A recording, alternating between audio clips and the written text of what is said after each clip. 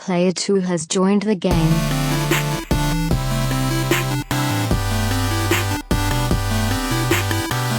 Hey, yo, what's up, everybody? Welcome to episode 184 of the Two Player Co-op Podcast. As always, I'm one of your hosts here, Kevin, along with my brother from my mother, Sean. How we doing? I'm doing fantastic. Do you want to know why that is, Sean? Why, Kevin? It's because we have a very special guest this week. This has been, at this point, probably years in the making, I would say. Yes. Ladies and gentlemen, James Solar is here. Woo! Ow! Welcome to the show. Yeah, thanks for having me. It's awesome to be here. All the way from the Game Room Recording Studios in Lubbock, Texas. Yeah. Now, right there, you show that you've been here for a while by calling it the Game Room Recording Studios. I am so happy right now. James is here. We'll get into him in a second. Well, wow, that sounded weird. Not that kind of podcast. No, it's definitely not.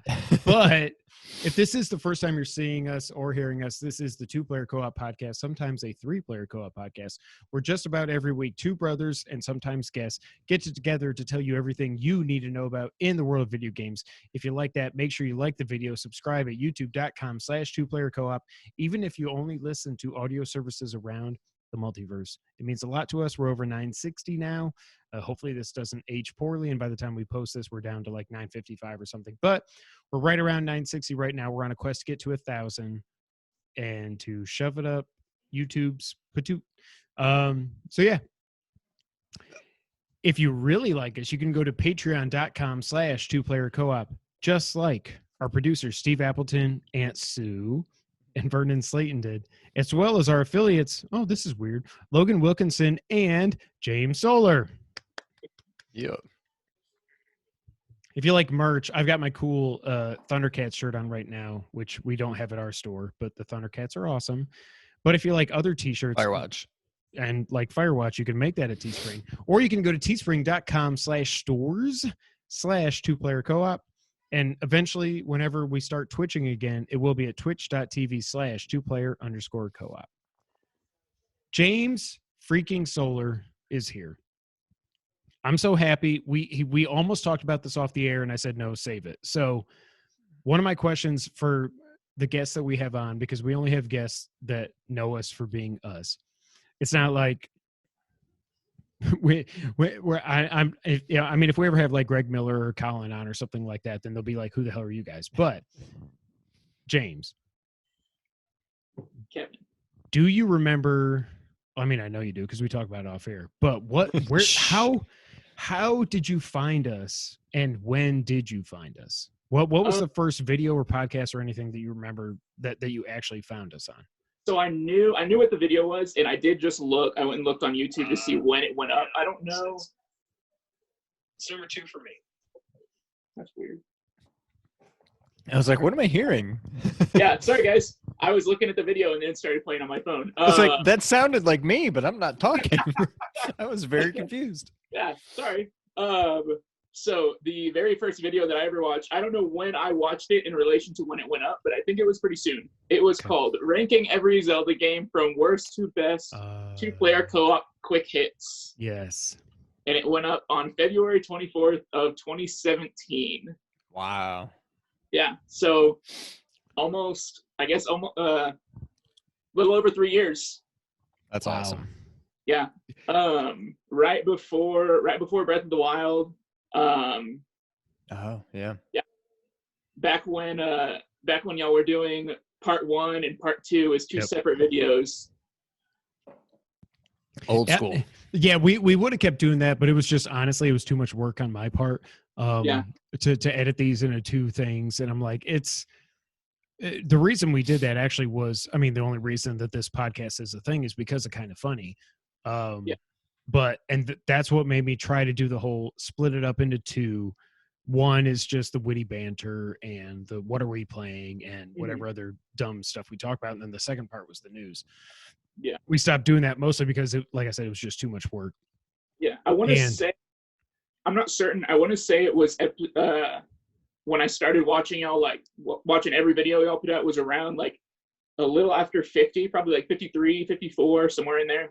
Because I know I didn't get to see 50. It was right after that, though, because Did y'all live stream 50? Oh yeah, you missed out there. We did, and 50 was we made our family specific secret recipe, which I mean it's not that much of a recipe, but Basically it was a whiskey sour. Yeah, it but- was like frozen whiskey sours in a blender, and they were fantastic, and we had a lot of them.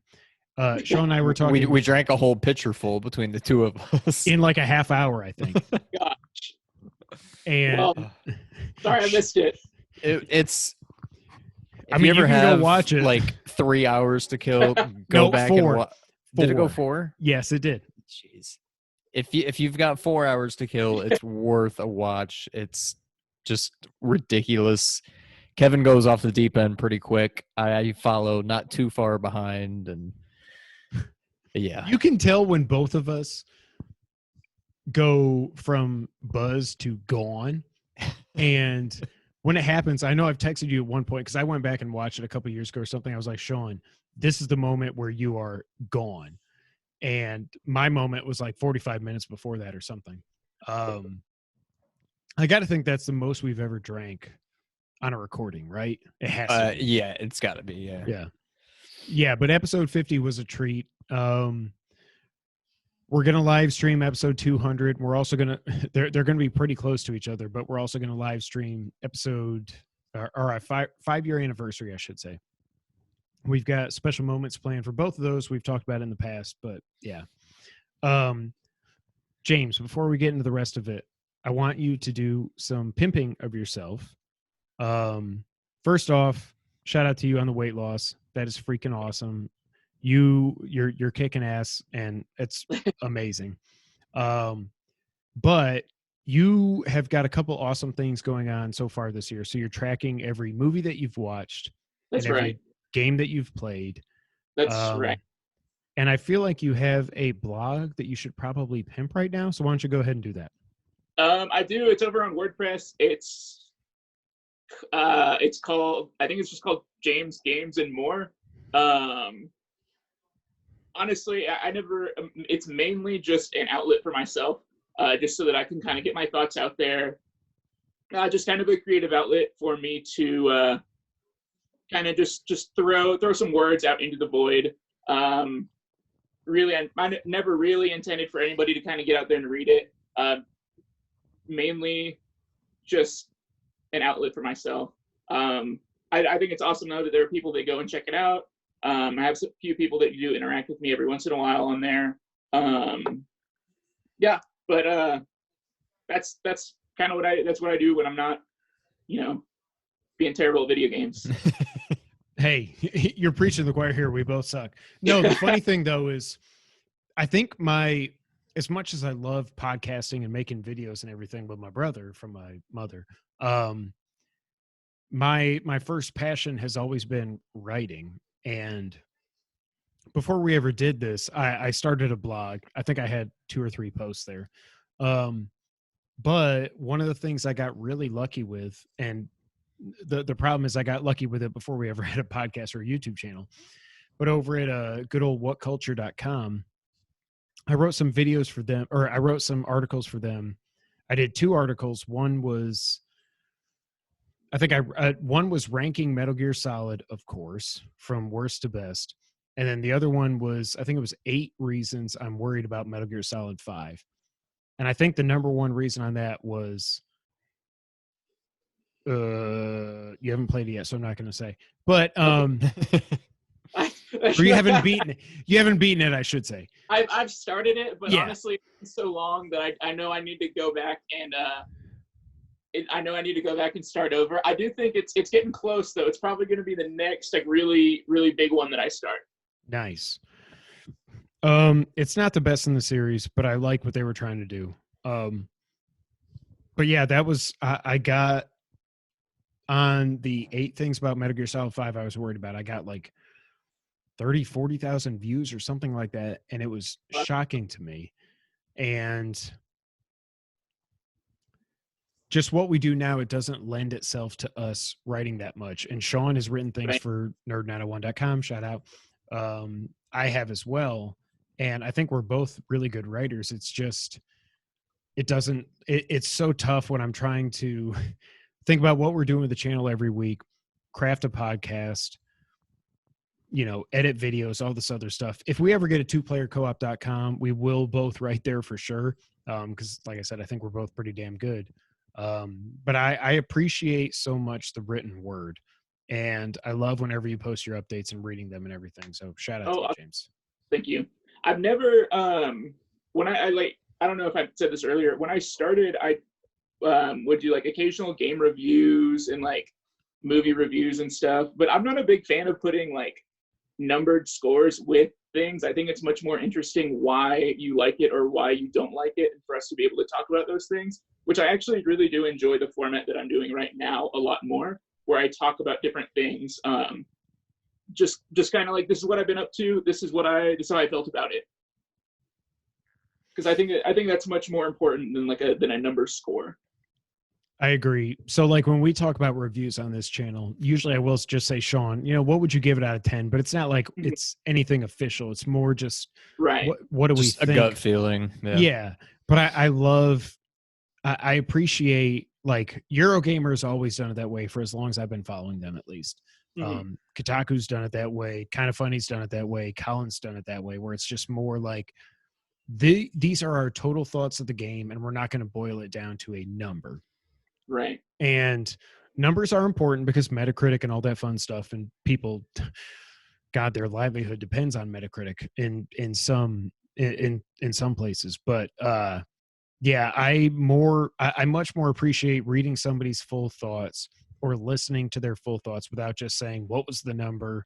Damn you. Or, well, yeah, it's always damn you. It's either it's too high, it's too low, it's whatever. Right. But yeah, so yeah, that's awesome. I agree that I would much rather have a few people that I know that we have similar tastes. Like, I know that, at least for the most part, I think that y'all have similar tastes as me. And I have a few other people that it's like I trust their game judgment, whereas it doesn't really matter what kind of score they're giving it. If they say I like it, I probably will. Yeah. No, I get it totally. And that's pretty much whenever we've done, like, I don't think I ever put a score when we did our couple of podcasts about Streets of Rage 4. And I don't think we ever really put a score on it. And I mean, honestly, it doesn't matter if we do or don't.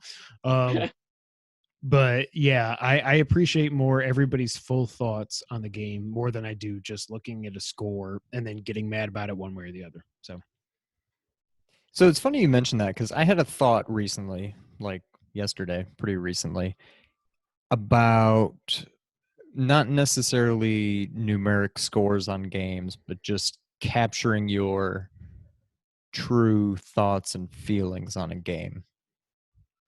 And what kind of occurred to me is that I started thinking that the best way to do it, although it's not realistic, but the best way to do it is capture your feelings about a game on the second playthrough.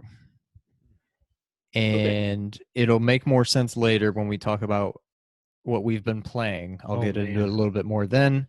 But because usually there are some games that I play for a second time and I'm like, it's not that good. Like, I've lost interest. I don't really care to play through it again. And then there are some games that I'll play through for a second time or third time, whatever, and I feel like it's just as good, sometimes maybe better than I remember. And so it's almost like, well, and Kevin and I, we talk about this all the time about being, a prisoner of the moment, and we'll play a game and it's like, oh my God, I think this is the best game ever. Or we'll see a movie and, oh my God, I think this is the best movie ever. And then you usually cool off a little bit and you're like, well, I guess it's pretty good, but it's not the best, whatever. And I don't know. I was just thinking about that and how, I don't know, it almost seems like the second time I play through a game, that's when I'm like, okay, is this game really as good as I remember or not quite as much? But we'll get into that a little bit more later. Well, that's intriguing. Yes. But before we get to that, James, 2 questions for you. Favorite game of all time. I do not mean what you think is the best game, because again, my favorite game of all time is Metal Gear Solid 3. I don't think it's the best game ever made, and I would never say that it is, but if we ever get a remake, maybe. What is your favorite game of all time? Ooh, that's tough. So I have a really hard time picking favorites, but immediately right off the bat, there were 3 games that come to mind.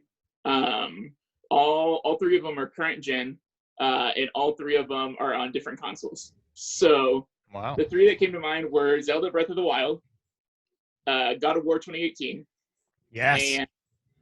and Assassin's Creed Odyssey. But it's hard for me to pick one of those because I love all 3 of those games for such vastly different reasons that it would be kind of silly for me to compare them, because what I love about Breath of the Wild is completely different than what I loved about God of War. Yep. I think those are some strong choices. Odyssey with me, and this is the reason I'm more interested about Valhalla. Also, the main reason is probably because of God of War, because I didn't care about Norse mythology at all until I played God of War. I always loved Greek mythology even before I played the original God of War games, but then that just took it to another level. I never cared about Norse mythology until I played God of War. But after I played God of War, I bought Neil Gaiman's book. I can't remember what it's called now, but I still need to finish it.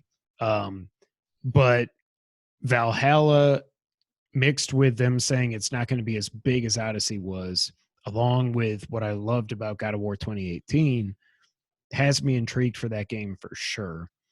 Right. I really liked my time with Odyssey. My 10, 12 hours I think I put into it, which is obviously nothing because that game is gigantic. But I really liked my time with it. I liked the combat. I liked the open world nature of it. I liked the side quests. I liked I killed a goat and he had eaten like the Cyclops' eye or something, and then I pulled it out of his butt or something. And yeah, so that one. So when I was playing it on PS4, actually just a couple weeks ago, you get a trophy for getting the eye out of the butt of the goat, and I realized that I had gone and finished the whole main story, and I never went and found the goat, so I had to go and hunt for it after 70 hours of playing. See, I just randomly I got through all that, and then I was running down a hill, and there was 3 goats. I was like, well, I'm going to kill them just because they're there. And one of them I killed. They dropped something, and I pushed the button. And it was like, oh, you got a thing of onyx or something, and then a trophy popped. And I was like, what the hell? And I was like, oh my God, this was the Cyclops' eye or whatever it was. It's been so long since I played it, but yeah. So I would say those are 3 good choices. Like I said, my favorite game of all time is Metal Gear Solid 3. Number 2 is A Link to the Past. Number 3 is God of War 2018. Mm-hmm. And man, I don't know what's ever going to change that top 3 at this point. Right. Sean, can you even the same? I mean, I didn't think in 2017 that in the last 3 years that I would play my 3 favorite games of all time, but here we are. Yeah, Sean, can you even name your top 3? Because you vacillate back and forth so much. I know 1 and 2 in some order are Link to the Past, Ocarina of Time. Not 7. Number 3, I'm thinking is maybe Final Fantasy 7, but I don't know. I think that's more. That's somehow that game has now just taken on a different meaning. I just love the story and the characters and all that stuff more than I like the game. I played through it to finally get the platinum, and it was more just to scratch an itch after playing Remake. And I'm like, I just want to plow my way through the original again. And I had no intent on playing through it. Well, no. I had no intent of playing through it on fast mode and unlimited limit breaks and whatever. But then it just quickly devolved into that. And to me, that's kind of telling, in that it's not a game that you can just play over and over and over and over and over again and have it not lose anything. It's definitely not for everybody. It's not for you, Kevin. I do think you should still give it a try. But yeah, if you don't like turn-based games, it's just not going to work for you. So I don't know. It's easily in my top 10, but it's one of those things where the joy of playing it has definitely faded over the years, and it's more I just love to experience it. I love the story. I love everything about it, and the gameplay is probably kind of near the bottom, if that makes sense. I feel like I feel like that's the kind of thing where it's like I felt that way with The Last of Us, that like my first playthrough of that game is like a 10 out of 10, but then every playthrough after that is not as good because I know what's going to happen. But I almost feel like when you're talking about your favorite games of all time, your first playthrough of a game and where it sits after that should be like separate talking points. Well, so yeah, you kind of beat me to the point, and I fully agree with you about The Last of Us, because the first time I played it, it was unlike anything I'd ever played. I went to try to go and play through it again, and I didn't even get that far. It's not like I was just like, nah, I'm done. I just happened to stop for the night, and then I never picked it back up. It just didn't hit me like it did before. And it's funny you say that, because, you know, what I was just saying about the first playthrough versus the second playthrough, and your second playthrough kind of giving you a more, better, maybe more honest feel about the game. But I guess it's not always true, because Right. I love Breath of the Wild, and there's never been a game like it. I've never gone back and done a second playthrough, and I don't know that I ever will. Like, I would love to be able to experience it again for the first time, but just the thought of starting that game from scratch again is just like, I just don't really have any interest in doing it, despite how much I love that game. So I don't know. It's tough. James, did you beat hard mode? I did, actually. Well, we can. I was going to talk about that a little bit more. Okay, that's okay. We'll save her for what we've been playing. But just hearing you say yes, I beat it, it's just like, my God. The only thing I will say, Sean, what you talk about Final Fantasy VII Original is kind of how I feel about Metal Gear Solid 3. I think it's the best of the games I've played, because I haven't ever beaten 7 or played all the way through. It's the best story that I've ever played through. So let me ask you something, not to go off on too much of a tangent here. We never do that.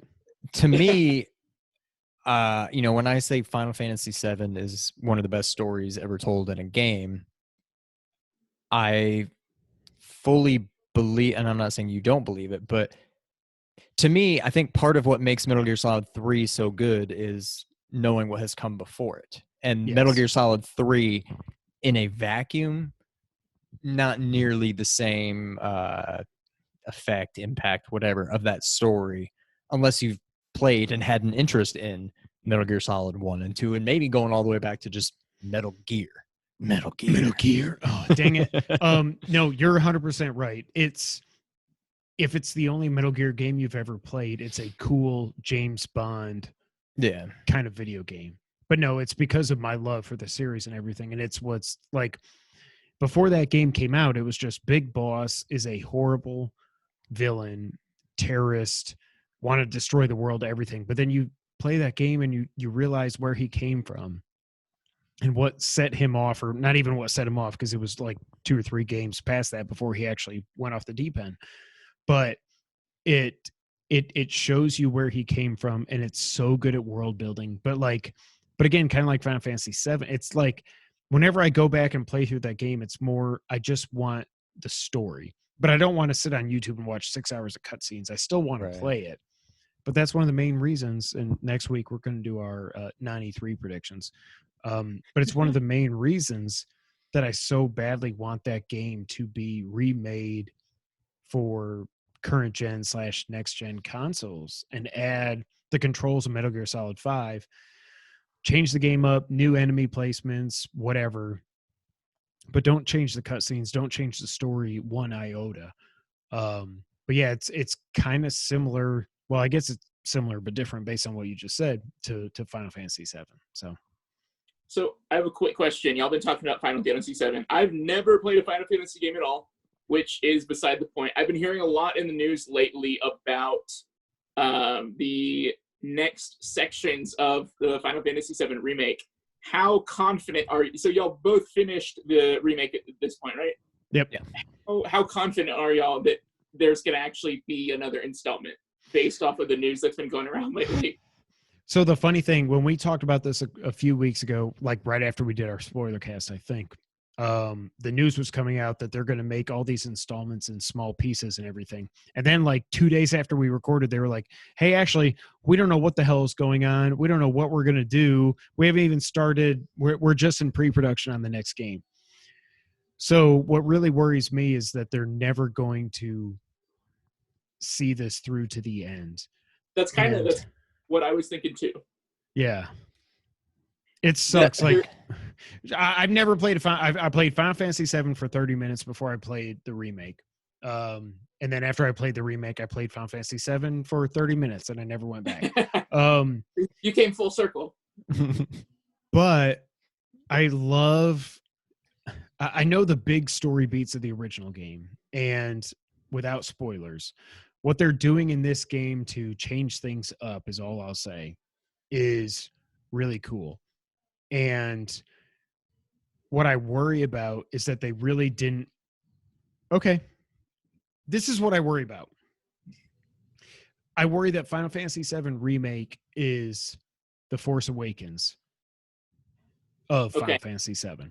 And that they don't know what the hell they're trying to do through the rest of however many parts this game is going to be. Right. Whereas you wish it had been the Avengers, and to where it gets followed up by more of the same. Exactly. I want to the Infinity War of Final Fantasy VII and not the Force Awakens. I want it to be Force Awakens. I don't want it to be The Last Jedi or The Rise of Right. Skywalker. I knew where you were going with that, since I know how you feel about that movie. I'm not a fan. It's like a 4 out of 10. Last Jedi is garbage. Sorry, Bernardo. I'm glad we didn't get off on that tangent really with Bernardo when he was on here, because I was like, I can't bite my tongue. But no, like I worry that they freaking nailed this game so hard. It's easily my game of the year right now, and it's not even close. Spoiler alert for the end of the year. Hopefully Last of Us Part 2, no spoilers, lives up to it. And Ghost, I don't really know what I think about it, and who knows what's after that. I mean, if we get Mario 64 remake, maybe that'll be my game of the year. That could very well be up there. But Nintendo would need to announce something for that to happen. Well, there's that. So I don't know. I just worry that they knocked the first part of this out of the park so hard that they got everybody's hopes and dreams and everything through the roof, and that they're just going to drop the ball after this. And I think best case scenario is we get part 2 in like 3 years. And I don't know what they're going to do with it. I worry about it a lot. I really do. Right. Yeah, I don't really know. I'm torn between if somehow we never get a part 2 and 3, 4, however many there's going to be. Obviously, I would be disappointed, but part of me is like, I at least got to experience it. Like, I'm thankful for what we got. It would be a huge tease if that was all we got. But I think I would still always be thankful for that, at least. But I'm confident. I think there's more coming. I think they've truly put a lot of thought into it. They're taking it another direction. If we just got a pure remake where nothing changed, and it's just like, hey, here's pretty graphics and new battle system, whatever,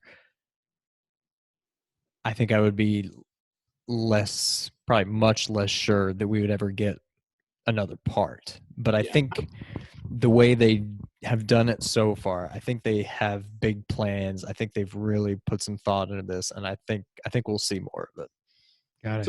What I would love to see, which I don't think this is going to happen, but I would love for the whole, like, all of their interview and stuff to just be like a bunch of like jokes, and that they're like, just sorry, jokes on you guys. We've really been working on part 2 for about 2 years now. It'll be out in 2021. But I don't really think I want that for everybody that I know loves the series. I mean, I don't really have any emotional ties to it, but I feel like that would be like the perfect scenario, though. That would be pulling a Kojima, is what I would say. And I would freaking love it if that's true. James, So we talked about your 3 favorite games. What do you think is the best? And I think I know where you're going to go with this now. And I don't. But what's your favorite console of all time? Okay, so similar to what I said earlier. I can I can pretty solidly say that the current generation is my favorite. But it's tough because I mean I've loved all my consoles for many different reasons. That like my my dad was the one that really got me into video games, and that was like the first way that he and I really ever had like a passion in common. So like I'm very like nostalgic for like the GameCube and Nintendo 64 and even like the NES, and not so much the SNES because I never had one, but so I'm nostalgic for those. But nostalgia aside, current gen I would say is my favorite, and if I had to choose one out of those 3, it would probably be my Xbox One. Not to not to discredit anything, that I love all the Sony exclusives, but my Xbox, I love that it plays well with others, that that I can connect my Microsoft account to my Google account and connect it to Movies Anywhere, so that I can stream anything on there. I can connect it to my Amazon Echo, so that I can say, hey, start such and such on Xbox, and then I just walk into my game room and it's on the TV already. That I love those crazy things, which but I mean, even then, like going back to what I was saying earlier, that I love my Xbox because it does all that it's a very easy center of my entertainment in my game room. But you can't replace the exclusives that I played on PS4, and you can't replace the stuff that I played on Switch. That the same way that I love all my favorite games for different reasons. Like I love different things about all my consoles, which moving forward, like I'm probably going to continue to buy all major consoles. I like it. I think both of us, so I think Sean and I, we both settled on the SNES as our favorite. I think I said PS4. Which is were funny 1, 2, because 2, 1. Neither of us ever owned an SNES. Right, Okay. which is so weird. Well, I mean, I technically, I have an SNES Classic, and I have 2 SNESs that, I mean, I don't even know if they work, but they were cool for props. We didn't own it back in the day, yeah. But growing up, no, we had an NES, and then we were Sega kids after that for the good and the bad. Yeah. So spoiler alert for our bonus episode this week, we're gonna do an SNES versus SNES kind of episode. Nope. What? Did you say SNES versus SNES? I don't know. Did I? I don't know. SNES versus I know what NES. you meant. Nintendo versus Super Nintendo is going to be the bonus episode for patrons later this week. Well, that's awesome, James. Thank you for that. Before we get in the rest of the podcast, I got to remind myself, Sean, text me to bleep myself around 33 minutes, please. Okay. The fucking Snyder Cut is happening. It's real. The fucking Snyder Cut is actually a real thing. I am so happy. Like, I know it's probably not going to be good. It's definitely not going to be great. Hopefully it's at least good, but at least it has to be better than the BS, stupid, horrible Justice League movie that we got in theaters, which was a freaking just Frankenstein of a movie. Because like, I do wonder what would have happened if I don't mean to trivialize anything. Obviously what happened to Zack Snyder and his family is the worst thing that could ever happen to any parent ever. But I do wonder, like, I wonder what WB would have done if they didn't have the out of, oh, Zach has to leave, let's change the whole movie. If his daughter didn't commit suicide.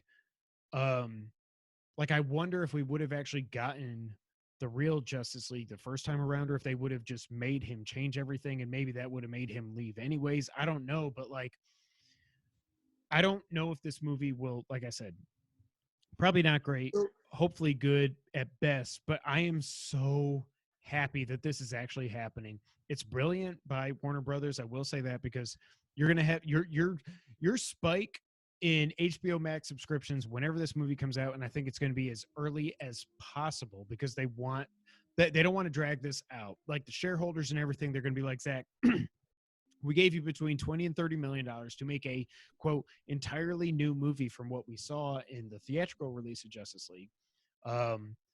We're not going to open up the movie with Superman talking on a cell phone camera with his mangled face. We're not going to have, it's not going to look like a made for TV movie, which was above and beyond all the other stuff that's wrong with Justice League as it stands right now. My biggest complaint was that it looks like it was a made for TV movie. Like nothing looks good. It looks like a CW show, and that's nothing against them. They're great for TV shows. But when you're talking about Justice Right. League, which should be like Avengers 1, it didn't feel like that. It didn't look like it. It was nothing. And then when you go back and look at the trailers and everything else, that what we thought Justice League was going to be compared to what it actually was when it came out, it's not even close.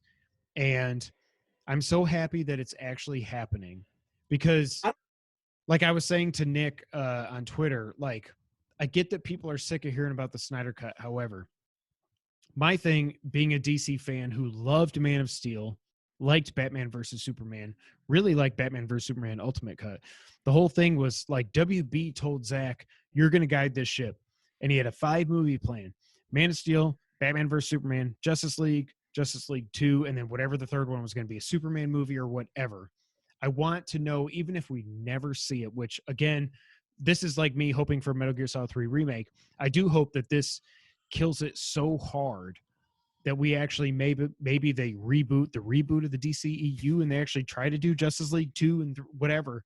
I just want to know what his vision was. I want to see Henry Cavill in the black suit. We know he shot it. He showed it on Instagram. We see him looking at the black suit in the deleted scenes on the Justice League Blu-ray.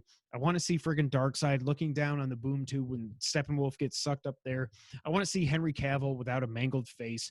I want to see the scenes that were in the trailer. I want to see Ben Affleck before he was all Botoxed and fat and just weird and like not like you can tell watching this movie that there's Ben Affleck who wants to be Batman, and then there's Ben Affleck who's going through rehab, and he doesn't look anything like Bruce Wayne or Batman or anything. And you can tell it's so horribly done. Like I know, and I have nothing against Joss Whedon. He gave us the Avengers, freaking phenomenal movie. And he was put in an impossible situation with Justice League. But the movie that we got is an abomination. And I just am so happy that this is actually, we've always known it was a real thing. But now we're going to let me stop you there, because that's where I'm getting confused. Okay. There's all of this release the Snyder Cut. Snyder Cut doesn't, it's still $20 to $30 million away from being done. The Snyder Cut does not exist. There's some extra footage that didn't make it into the movies, but No. like there is no Snyder Cut. Okay, yet. let me tell you this. So he screened the Snyder Cut back in February for WB executives. What he screened was the movie as is right now. Obviously, they didn't get to put all this millions of dollars into post-production and visual effects and everything.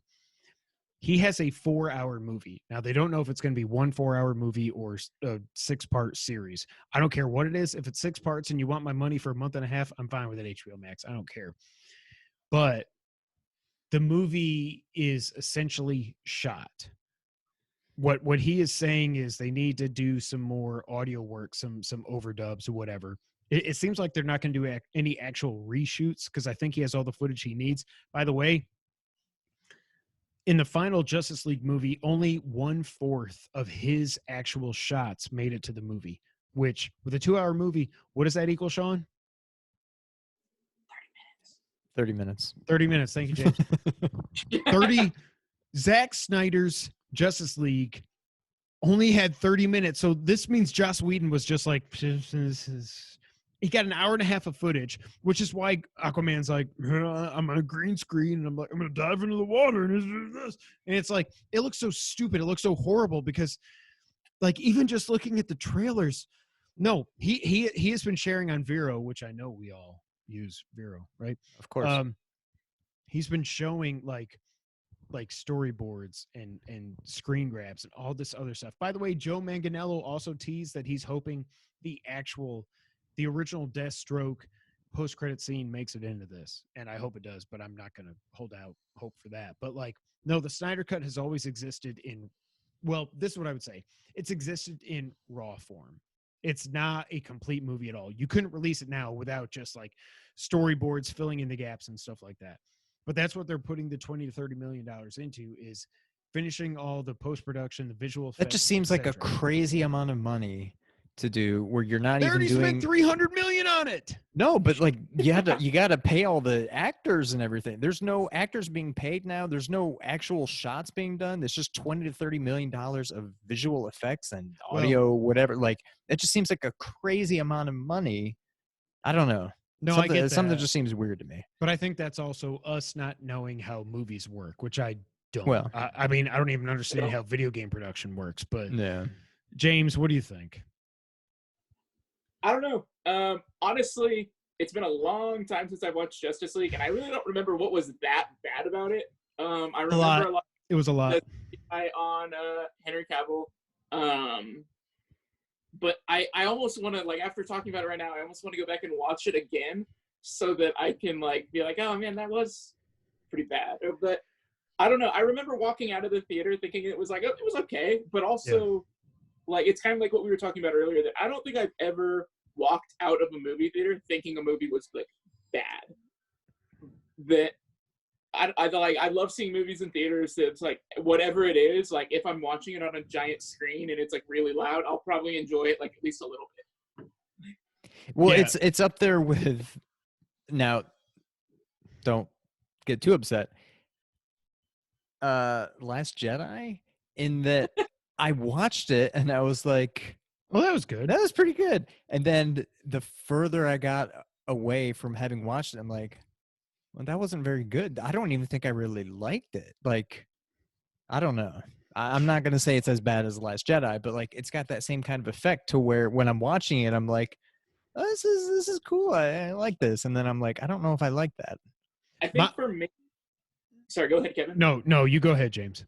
I think for me, The Last Jedi was a little bit different because I went into The Last Jedi having a list of things that I wanted. So when I left and I didn't get like, all I wanted was a really awesome lightsaber battle between Kylo Ren and Luke. And like when we were so close, I thought we almost had it, and then they did something else instead. That I left that one like feeling like a little bit cheated. That then when I went back and saw it again, I don't know. I don't really. I get what you're saying though. But So for me, the difference is Justice League was screwed over by WB. Yeah. The Last Jedi was screwed over by the guy actually making the movie, who put a big double middle finger up to every Star Wars fan and was like, I'm going to subvert your expectations so much that it's not even Star Wars. And I'm not going to get into it any more than that, because I'm going to get mad, because I think that's like it's almost worse than Episode 2. That's what I think about that movie. I would put it slightly above Attack of the Clones and Phantom Menace, but only It's above 1 and 2. It's like a 4 compared to a 3.5. But I can't put it any higher than that. But my thing would probably agree. I don't remember where I put it when I did a Star Wars ranking right before Episode 9 came out. But I watched all of them kind of in a row, and there's just so much in there that doesn't make sense to me, like why they talk about fuel so much. And, but which, Kevin, you've said in the past that it seems like Rian Johnson like hates Star Wars. Yes. And I really agree that he does. He really does. But so here's my thing on Justice League. That is a broken Frankenstein of a movie. However, it's that kind of movie with some great moments in it. Superman fighting the Justice League was still, every time I watch that movie now, I'm like, God, this movie sucks. And like, oh, he's looking at the Flash. This is so effing cool. But other than that, it's Superman versus Justice League. And then the way that it ends with, we finally have the real Henry Cavill Superman we should have had this whole time. But it took 3 movies to get there, and then it was too late, where they don't even put him in Shazam. But what the Superman that we get at the end of that movie is the Superman most people have always wanted. as much as I love Man of Steel and Batman vs Superman, like I'm saying, I don't want mopey Superman that's like, not everybody stays good. I have to poop, Lois. I have to go find him. Like, that's not the Superman that I want. It's Henry Cavill is so much better than the writing that they gave him. And again, I rewatched Mission Impossible Fallout the other night, and just seeing him that, I'm like, God, I don't blame him for not shaving off the mustache. Like, he clearly knew Fallout was better than whatever the hell Justice League was going to end up being. But I don't know, man. I'm so happy that this is actually happening. It is funny that they're calling it Zack Snyder's Justice League. They're not calling it the Snyder Cut. They're not just calling it Justice League. They're calling it Zack Snyder's Justice League. And what I do wonder is if this blows HBO Max out of the water, do they end up giving this a theatrical release? I do believe there's no way that it's going to stay stuck on HBO Max. There's no way. It'll get a Blu-ray release eventually. It'll get a digital release, maybe a theatrical release. I don't know. But they spent $300 million on this movie, and I think it made $630 million or something, which means it was a colossal failure, because the rule, which I don't understand, is that you have to make 3 times your budget to start turning a profit. So they flopped. The only thing they didn't flop as hard as Solo, because Solo cost $300 million as well, and it made $360 million or whatever it was. And I think Solo is a better movie, which is weird, but yeah, I don't remember. So I think the difference when it comes to Justice League, Kevin, between you and I, is that I didn't really go into Justice League with that high of hopes, especially after, like, I wasn't I hadn't seen the Ultimate Edition of Batman vs Superman. I didn't really have high. I wasn't that big of a fan, and I had heard that it was the same people making it that had made the whole "Your mom's name is Martha. Why are you saying that name?" That whole thing. And I was like, all right, well, here we go. Let's go see it. Whereas I going back to Star Wars a little bit, I had the highest expectations going into The Last Jedi. So it just fell so much shorter for me. And then, Sean, I remember that both of us went into it having not seen any of the trailers or anything. Yep. Did not pay off. Nope. You guys learned your lesson. So that's the thing. I don't know. And it's partially because of the fact that I went into it like that. Other than maybe Endgame and maybe Infinity War, it was probably the highest hopes I had ever had going into a movie. Yeah. And I think part of that is because of, doing this whole thing where I'm trying to go in blind and whatever. But in fairness, there was probably no way. Well, I can't say there was no way it was ever going to live up to that, because Infinity War did and Endgame did. Yeah. But because my hopes were so high and they were just so ridiculously subverted that right. I'm like, this was awful. It's been, I don't know, 3, 4, whenever Disney Plus came out, probably a week or 2 after that, I did watch Last Jedi again, now with my hopes way, way, way down. Was it and better? I'm like, it was better. It was better, but I don't know if it was better. So, relatively speaking, relative to my expectations, it was better. right. It's still not a good movie. Like, I still stand by it's better than 1 and 2, and I think that's it. But I think my hopes were just, I don't know. My hopes were very, very high going into it. So my question there is, if we had watched trailers leading up to The Last Jedi, it wouldn't have changed anything. It wouldn't have changed anything? Would we have known that the whole thing was about fuel and tracking people through light speed? That's the thing. I still have not gone back and watched any trailers. I don't know what the trailers would show. The trailers were so good. And that's why I was probably even more disappointed than you, because I watched every freaking trailer. It was just like, no, we're going to have a movie about the slowest high-speed chase you've ever seen in your life. Fuel is apparently a thing in Star Wars for the first time. Leia dies, but then she just goes and she floats back. By the way, Carrie Fisher, not to belittle anything, which I'm not doing, but she died in December of 2016. This movie came out in December of 2017. They could have fixed, she should have, Princess Leia or General Leia should have died when she went out into space. It's Kylo already killed his dad. He didn't fire the shot at his mom, but he was attacking and then he stopped and another TIE fighter actually did the shot and would have killed her. But like, they had an out, and then it's just you because you didn't take that, you now have to build episode 9 around her when it's just so odd to see her there when you can tell she's not in the scene. None of the dialogue makes sense. So, do you remember? I can't remember what episode. James, do you watch The Office? Yes. There's an episode. It's the episode. It's It's probably with like Daryl. season. Yep, you know exactly where I'm going. What? There's an episode in season 8 or 9 where Andy finds out he may or may not have had slave owner ancestors Wait, or I actually know something. what you're talking about. Yes, and Daryl's like, I got a whole bunch of stuff to do. I got to go today. Let's go ahead and pre-record some of these talking heads. And he's like, wow, that person has sure gotten him or herself into quite a predicament. And that's how all of Leia's dialogue is in episode 9. It's just these generic canned statements. And it's like, ooh, well, let's have somebody say this to her so we can put that clip in there. And it's just so awkward. I didn't feel that way watching episode 9. So, but I mean, I think I was able to just kind of ignore it because I knew what they had done. Coming out of episode 8, I probably would have agreed with you, Kevin, that they should have just killed off Leia. But I actually did really enjoy what they did with her character and how she was able to. I did like what they did with her character in episode 9. That being said, I haven't rewatched that movie since it was in theaters. So if I were to watch it again in real life, I might not enjoy it as much. Well, that's the funny thing for me is when I did. So I went in thinking the movie was going to suck, and then it sucked. So then when it came out on Disney Plus, or actually I bought it on Blu-ray before it came out on Disney Plus, I was like, I'm going to watch episode 9 again. And knowing how stupid and nonsensical it was ahead of time helped me because I was just like, okay, you're going in knowing that literally nothing in this movie makes sense.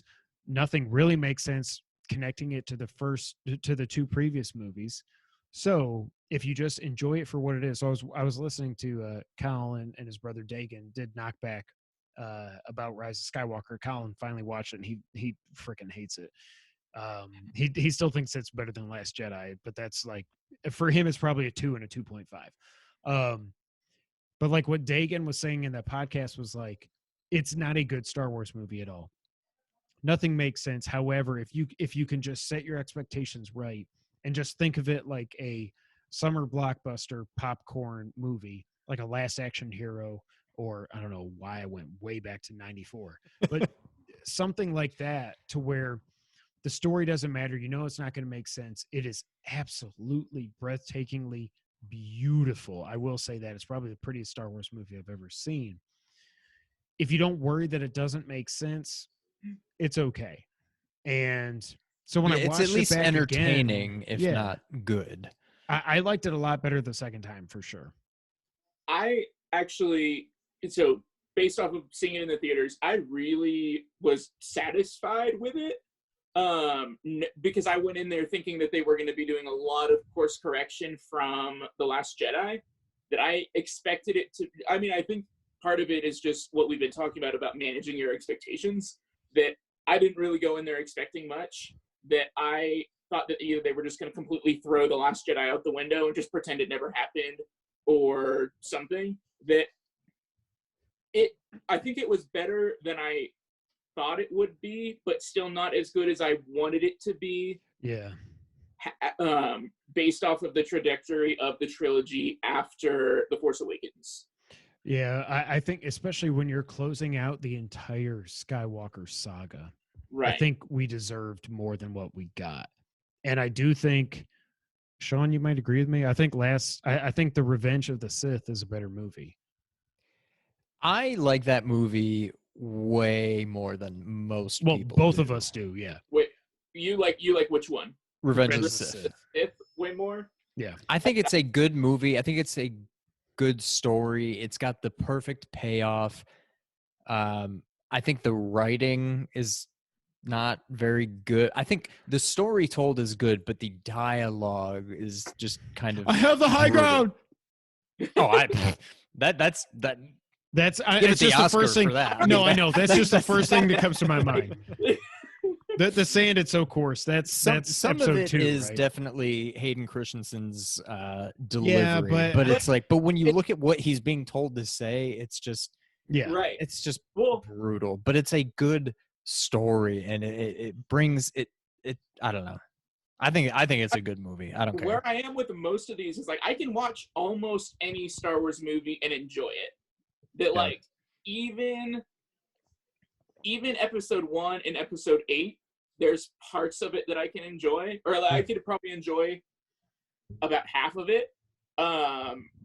Episode 8, by the way, is absolutely beautiful. That's the the shot, one thing. the Holdo maneuver, or whatever, like The Holdo that maneuver- shot is Right.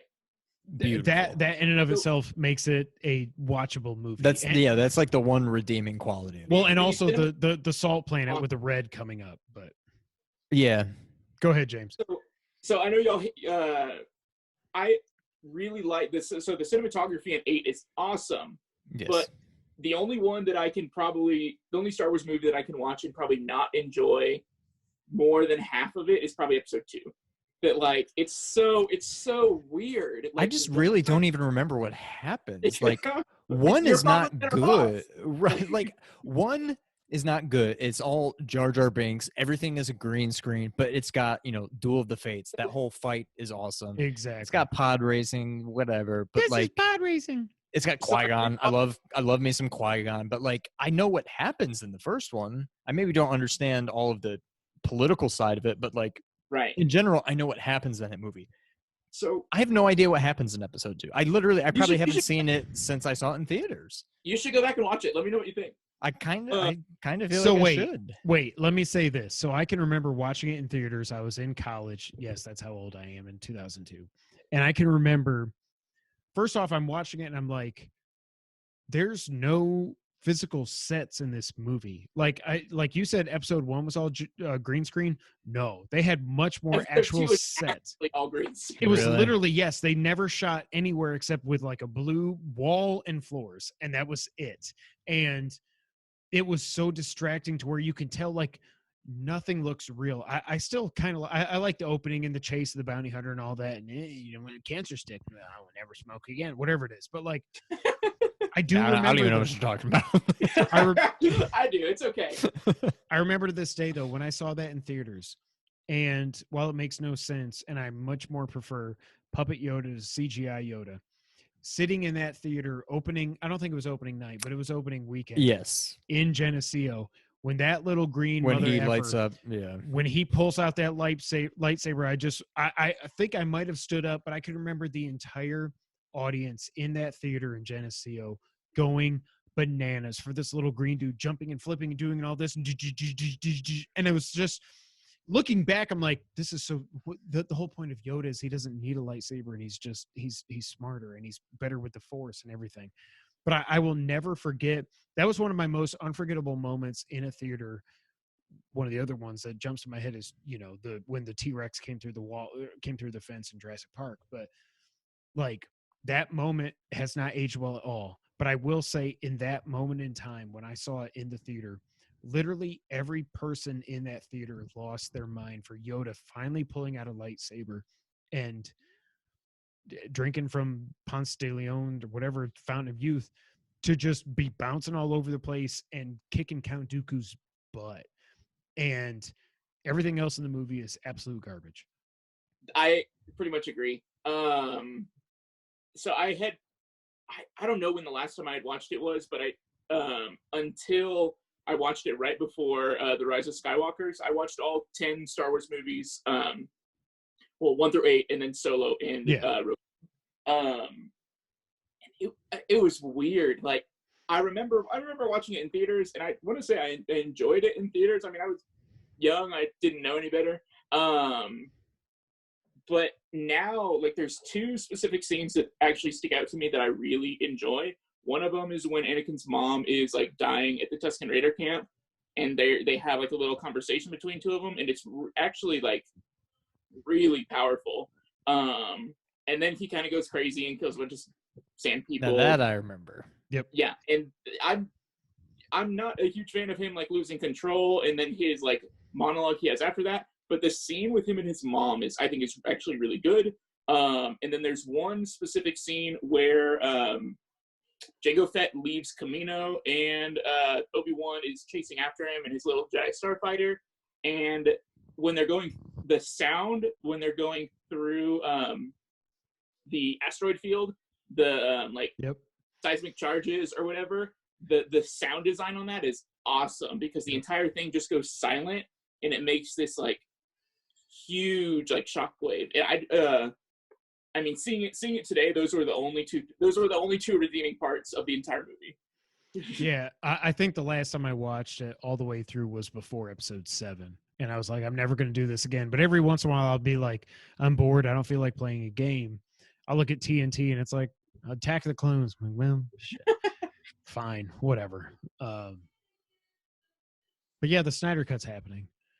What the hell? How did we get that deep into Star Wars? Disappointing movies. We kept comparing Justice League to The Last Jedi. That's right. All right. All right. Moving on. James, what have you been playing this week? That's a great question. I've been playing. So I finished, as I mentioned earlier, I finished Breath of the Wild Master Mode, which it was a lot harder than I thought it would be. That game's hard enough when you just play through it before you get leveled up. I mean, quote unquote, leveled up. Sean, you had mentioned that you hadn't gone back and played Breath of the Wild at all. I really recommend checking out Master Mode. They changed some things. They changed the location of some of the stronger creatures. They also added, there's a new tier. So before there were just the basic red enemies and then blue, black, and silver. And now there are gold enemies, which they're much stronger. And doesn't everything do like double damage or something? Everything does. Isn't that damage. the main? Yeah. Enemy health, including Ganon. If you stop attacking them for more than about 10 seconds, their health starts regenerating. Oh. Which that's what gave me the most trouble, was getting like halfway through my fight with Ganon, and then his health would just start like inching back up because you can only hit him at certain moments. I had so much fun with it though. I felt like it had been long enough since I played it the first time that there was so much that I didn't remember and that I had forgotten, which I didn't really care for a lot of like the side quests or anything or any of the story or anything anymore. But the gameplay was still so enjoyable, just being able to like explore and being like, well, I remember like something that I could like, that this would kind of work this way, and then I would try it and I would die. But I really enjoyed playing through it again. I also played through the Legend of Zelda Four Sword Adventures all the way through for the first time. That one, I have that one on GameCube. It's one of the multiplayer ones, but I don't have anyone to play with, so it's just been me. It's very strange. You control your Link, you pull a sword out of a stone and you split into 4 parts. You control all 4 of them kind of at the same time. There were parts of it that I really enjoyed. A lot of the puzzle solving, a lot of the, it's more of like a hack and slash kind of combat style, which they'd like basically just fill a screen with enemies and you just kind of destroy them. All of that was really fun. But then I wasn't really a fan of a lot of the boss battles. But that's pretty much it. Not a whole lot there. I did enjoy it. I enjoyed playing it though. I had fun with it. I've also been replaying The Last of Us, getting ready for part 2, which I know I had mentioned not enjoying The Last of Us like as much on a second playthrough. I've been kind of doing like an hour here, an hour there. I've pretty much been enjoying it though. There was a lot of stuff that I don't really remember. It's been a couple years since I played it the first time. And then what I've actually been playing the most of, sticking with revisiting Zelda games, I've revisited Skyward Sword, which that one I can honestly only play for about an hour at a time because it gets so frustrating with the motion controls. Yeah, like I so badly want to play that game. Like I think if they could get rid of all the motion crap. It's And- really not a bad game. It's the motion It's control. really not, but Yeah. I don't think they would ever remaster it because what Yeah. I'm realizing on this playthrough, I'm probably only about 5 hours in. Excuse me. It looks like they had the motion controls and then they wrote the game around the motion controls. Yeah, if you take the motion, as much as I don't like the motion controls, if you take them out, it's a very just generic game. It kind of seems Right. Like there's a lot of stuff that really just doesn't make sense, and a lot of things that we've been doing in Zelda games for years that now you have to do with motion controls, which don't really make sense, like selecting things in a menu and like throwing stuff and like all these things. And then the combat is probably the most frustrating for me. Exactly. But it's still enjoyable, but it's definitely not as good as I remembered it being. And then also your companion that you get in the Fee, the little fairy that lives inside your sword, is the most obnoxious companion that I've ever encountered. More than Navi? It'd be like, I'm here talking to Sean, and it'd be like, Sean and I have an entire conversation. It'd be like, oh, yes, Zelda is not here anymore. But if you can find all my friends, I will help you find them. And then I'll be done talking to her, I'll start running away. And then she'll pop out of my sword and force me to talk to her and be like, it looks like Zelda's not here anymore.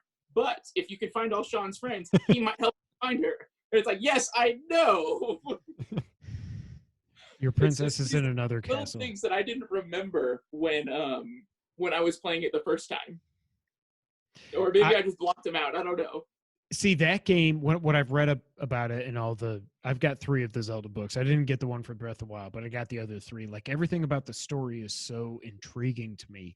But then when I think about the gameplay, I'm just like, I can just read what happens in this game. I don't want to play it. And like what Sean's always said is he doesn't think, and like you were just saying now, like the gameplay is so intrinsic in this that they can't really just remake it and get rid of that because it would change the entire game because everything about it would the have combat, to be a true like ground up remake, not just Exactly. a remaster.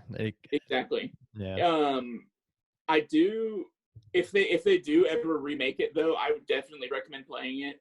I really don't think that they will, unfortunately. Yeah. Just because they would have to kind of basically start from the ground up. Yeah. Yeah, I don't want to be waving my Joy-Cons all over the place. I just want to play a Zelda game the way it's supposed to be played. I was gonna say though, I think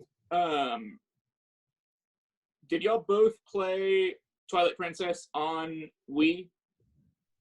I've got it on Wii U.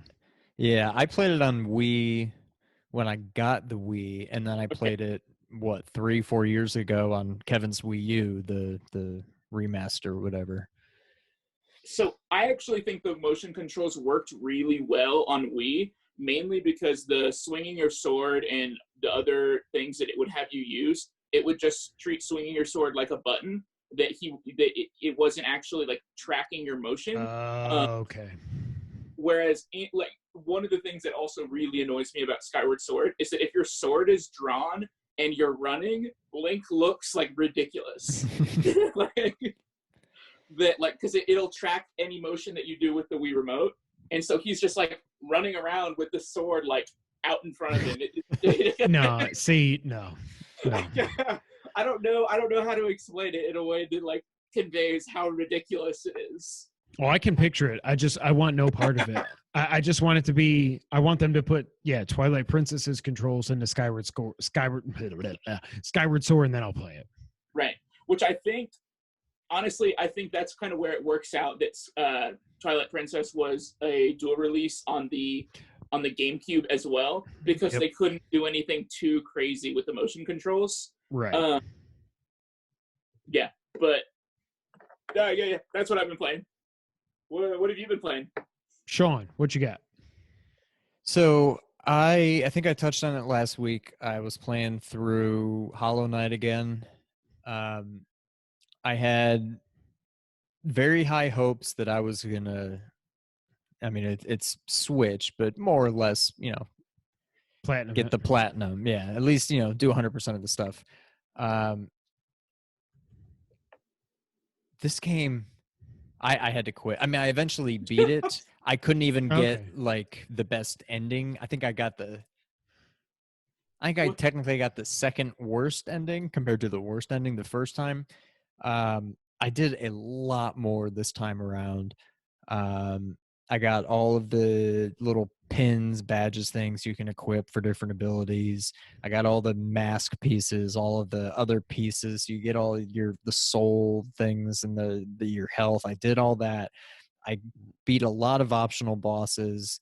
But then all of a sudden I got to some of the most like extreme, probably not even some of the more extreme optional bosses, and just couldn't do it. There's when you fight the final boss, the more or less the final boss, there's a part where you can either just finish it off or you do this other attack, which you end up going into this dream world, and there's like the final boss you have to fight. I couldn't beat it. I eventually just said, screw it. I'll just take the easy way out and just kill him and whatever and be done with it. I may try to go back and at least do that. I think there's 5 different endings. That's like the middle one if you beat that final boss. But there's this thing you can do where you can go into, I don't know how to explain it. It's like you can go back and refight a good selection of the bosses in the game, except A, they're much harder, and B, you have to make, I can't remember what they call it, but some kind of like a sacrifice, and either you can only have like 4 hit points instead of 8 or however many you have at that point, or you don't get much or maybe any soul, which is what you use to use your spells and to recharge your life, or your damage goes way down, or all of your pins or badges or whatever they're called are broken and you can't use them. So you have to like choose one like handicap kind of thing, in addition to the bosses being way harder than they were the first time. And most of these bosses, I struggled with beating them the first time around. So now they're gonna be much harder and I need to do these handicap things. I'm like, there's no way I'm going to beat it. That being said, I had an absolute blast with it. I absolutely love that game. The optional stuff is very, very difficult. The main portion of the game, it's hard, but it's not crazy hard. Then I found myself in kind of a Metroidvania mood. I'm like, what should I play now? I started looking into like best Metroidvanias on Switch, best Metroidvanias on PS4, whatever. And I'm like, what do I want to play? I thought about, but I didn't pull the trigger yet. I thought about buying Ori because I think I've heard nothing but good about that game. I really liked that one. Really? Mm-hmm. I think I do need to check that out. There was another one. Oh, Dead Cells. I almost bought that, but in the end, I realized, what I've got is Chasm. Oh, I thought you were gonna play. I thought you were gonna say you played as Zangetsu in Bloodstained. Oh, I forgot. Is that out? Yeah. Well, crap. I need to do that too. But anyways, I started over Chasm. I freaking love that game. My God. It's a great game. It seems, especially after Hollow Knight, it just feels very like cheap. And I don't mean It's more graphics. basic. Yeah. Yeah, like it's Hollow Knight. It's like, here's the world, go explore. Yeah. You can get to some places, you can't get to other places. Chasm, it's open world, but it's like you just kind of go until you can't go any further. And then once you can't go any further, they're probably going to give you a new ability. And you're like, oh, now I need to go back so I can go here. And then I can go that way for a while. And then eventually I'll get a new item. And then I need to go over this way. It's just it's linear, but not linear, if that makes sense. It's almost like Metroid Fusion. Kind of, but they don't hold your hand and tell you where to go. Right. Whereas Hollow Knight, it's just here's the world. Go. Just go explore, figure out where you can and can't go. I'm enjoying it. I'm having fun, but it definitely. So this is why I was talking about what I was talking about earlier. I think when we played these games, when Chasm came out, and I don't know, I think I played Hollow Knight a bit after it came out, but I'm guessing it was 2018. Does that sound right? 17. Was it 17? It was 17. Yeah. Yeah. It was 17. Yeah. 17. Good Lord. Well, anyway, Because I that was when the remember- Messenger came out too. That was Wow. why I'd never beat Hollow Knight, because I was Metroidvania'd out. Well, so I remember in our top 10 for that year, I struggled. I forgot about Messenger, but Messenger's right there with it. I struggled with Messenger, Hollow Knight, and Chasm, Yeah. and where they relate to one another. Wait, I Hollow James. think came out in 17. Okay. that's And crazy. then came out in 18. Okay. Oh, So, yeah. Chasm was 18? I think so, if I'm looking at the right game. Yeah, I'm Oh, sure. dang. So, but it was probably I played Hollow Knight in 18. I know I didn't play it when it first came out. Well, but, right. Exactly. Right. Yeah. Okay, yeah. But I struggled with how to rank them, and I think I ultimately put Hollow Knight on top. You did. Looking back now, I'm not saying Chasm's a bad game. It's a good game. Hollow Knight, and I think I almost appreciate Hollow Knight more the second time around, and I think I also don't. Chasm didn't age as well. I think it's a combination of the two. Hollow Knight to me is a masterpiece. I think it is. Is Hollow Knight also a Metroidvania? Yeah. Yes. Okay. That one, I've heard such great things about it. It's on Game Pass. I have it downloaded on my Xbox. I just never got to play it. If you like the genre, like if you like Metroidvanias and you're Mm-hmm. not afraid to, I mean, it's kind of like Breath of the Wild. Like it's just very open world. They don't hold your hand at all. It's like for big swaths of the game, you're wandering around a new area with no map. And you just kind of need to remember where you went and where you've been. And eventually you'll get the map, but it's not like Metroid or Chasm or Right. Symphony of the Night or Bloodstain or any of those where like the map is like They're every very, like, room. Yeah, every room is like a block and you can see the exact place on the map. Hollow Knight, the map is almost more it's not literally, but it's almost more like hand drawn. It's just kind of abstract and you can see it's just not so black and white. Like I know I am right here in this room. It's just kind of here's what this area looks like. And I don't know. It's just really well done. The game's a masterpiece. I absolutely love it.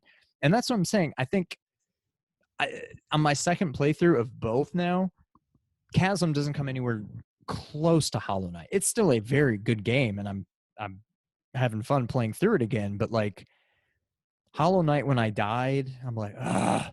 All right, come on, let's do this. See, Chasm, I think when I died, especially because I hadn't saved in a while, I Yeah. almost was like, nope, I'm done. I put it down for a little bit. I came back later that afternoon, and within like a half hour, I got caught back up to where I was, with the progress I had lost. But there's been a couple See- times I died in the game, and I thought, this is like, I think I'm just done. And each time I pick it back up and I keep going, but like, I don't know. I absolutely loved Hollow Knight. Chasm, it's like, it's fine. It's fun. I enjoy pretty much any Metroidvania you throw at me. But man, I think it just makes me appreciate Hollow Knight that much more. It's to me, it's a masterpiece. See, to me, I like Chasm more because first off, it's easier. Second off, it really does feel like Symphony, and I think a lot of it is probably the weapons you get and everything and the enemy types and all this other Yeah. stuff, but it's also the map and how, like you were saying, it's one rectangle block for every room and you can tell Hollow exactly Knight where is you are. definitely more of a different approach to a Metroidvania. It's Metroidvania. I mean, it's still very much Metroidvania, but I don't know. I wouldn't go so far as to say Chasm is like a Symphony or a Bloodstain clone by any means, but it's very much influenced by it. Whereas Hollow Knight, it's like it's a Metroidvania, yeah, but it's just kind of its own. They just created their own thing with it, and I don't know. I think you both definitely need to give it a try. Yeah. I think you should both. You mentioned Ori. Ori and the Blind Forest. Yeah. Y'all should definitely both give that one a try. I loved that game. It was lots of fun. The thing about Hollow Knight, there's just so much, like, it's just beautiful. I have no idea what's going on with the story. I don't really care. It's just a beautiful world, and it's fun to explore. But the other thing is there's just so much, like, not bonus, but like just optional stuff. And it's not just bosses, it's like abilities that you don't need to beat the game, but it helps out. And like you'll think you've explored the whole map, and all of a sudden you find like a false wall that you can break, and all of a sudden you're in this entire new part of the map that you didn't even know existed. And there's just so much like optional there. It's one of the deepest games I think I've played without being, and it never feels overwhelming. Some of the fights, I guess, feel a little overwhelming, but just the content, it's huge, but it's not. You just kind of want to explore. You want to see what else is out there, and gosh, I don't know. It's a fantastic game, and I think you both definitely need to check it out. Ori piqued my interest when I first heard about it. Then I forgot when I was looking into it. I forgot there's been a sequel already, and I'm like, well, how different are they? Should I start with the first one? Do I just play the second one? So I don't know. That's likely going to be the next one I'll jump into, because I think a lot of people gave it like their game of the year, I think, when it came out. And so the first one I know is on Switch. I don't think the second one is. Yeah, I think only the first one's yet. on Switch. Yeah. I think it's I think it was a Microsoft Game Studios game. Yeah. Okay. Yeah. So but yeah, that's all I've been playing. So I've been playing Mario Maker 2. I have completed my second world. I still have to beat everything and upload it, but I recreated Super Mario World 1. And I will say, as I was texting Sean throughout this week, I was like, what the hell? Like, the first world of Mario, I feel like if I were to do World 2 or 3, it would be a lot easier. But in World 1, in Yoshi's Island, there are so many things that are so specific to that game that are not in Mario Maker. Like, there's none of the dinosaur enemies. You can't do a pipe on a diagonal. You can't have the water world, World 4, I think. Yeah, World 4, where you've got the water, and then there's these things you jump on that they float in the water, and then Big Bertha comes to try to get you.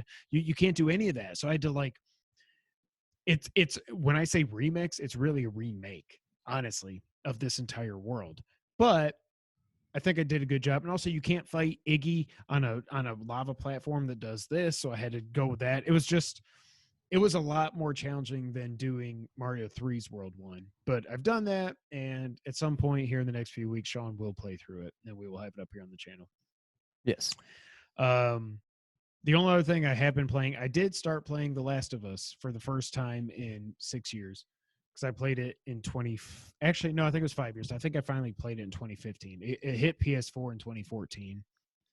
Well, it was either 14 or 15. I have to go look at my trophies to see, but this game, first off, the opening is even worse. Even when you know everything that's coming, it doesn't make it any easier. It is heartbreaking. It's so well done, though. Like, I cannot wait to see what they do with Last of Us Part 2.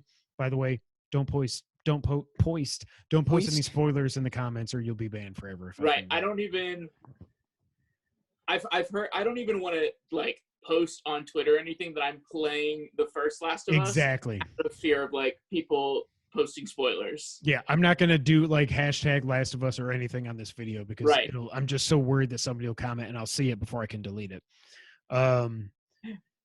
It's just, I forgot that you start the game playing as Sarah. I had forgotten that part, that there's that whole thing where you're going through the house. It actually kind of reminded me of, like, RE2 remake and RE3 remake, like the beginning of RE3 when you're playing as Jill, when you wake up and everything. And then that part in RE2 where you're going through the orphanage, whatever. It's just so friggin' intense. I will say, though, I didn't expect to think this, but I will say, when I was playing through this, I've only played an hour and a half so far. It feels like a game that was made in 2013 to me. Are you playing it sorry. Go ahead. Are you playing it on PS3? 4. Okay, you're playing the remastered. Yep. Okay. Like, it looks great, but there's just something about it that, like, the way everybody's walking and stuff, and it's just like, I know it was really they just took the original game, they just up-resed it. They didn't change anything, but I love the story, I love the world and everything, but it just, when I'm playing it, it just feels like an older game. I do want to play through it all though, because it's only, I know, 12, 15 hours, whatever it is. Yeah. Um, How far are you? I've met Tess. I've gone underground. I've fought through the dark. I've fighting some of, I think, Marlene's men, I want to say it is. Have you met Ellie already? No, not yet. Okay, so you're still pretty early. Yeah. Where I am, Tess is no longer part of our group. Okay. About an hour past that, Okay. which I want to say puts me maybe a third, maybe like halfway. I don't really know.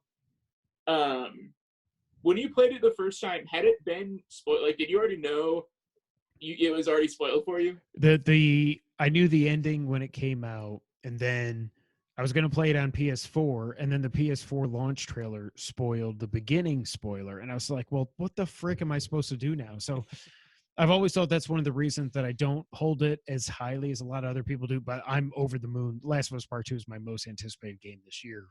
Okay. Probably tied with Final Fantasy VII Remake. But yeah, that's one of the reasons that I don't think it's not in my top 10 of all time, but I think it's mostly because I knew the two big story beats. I knew where, I didn't know how it got there, but I knew how it ended, and I knew that beginning spoiler as well.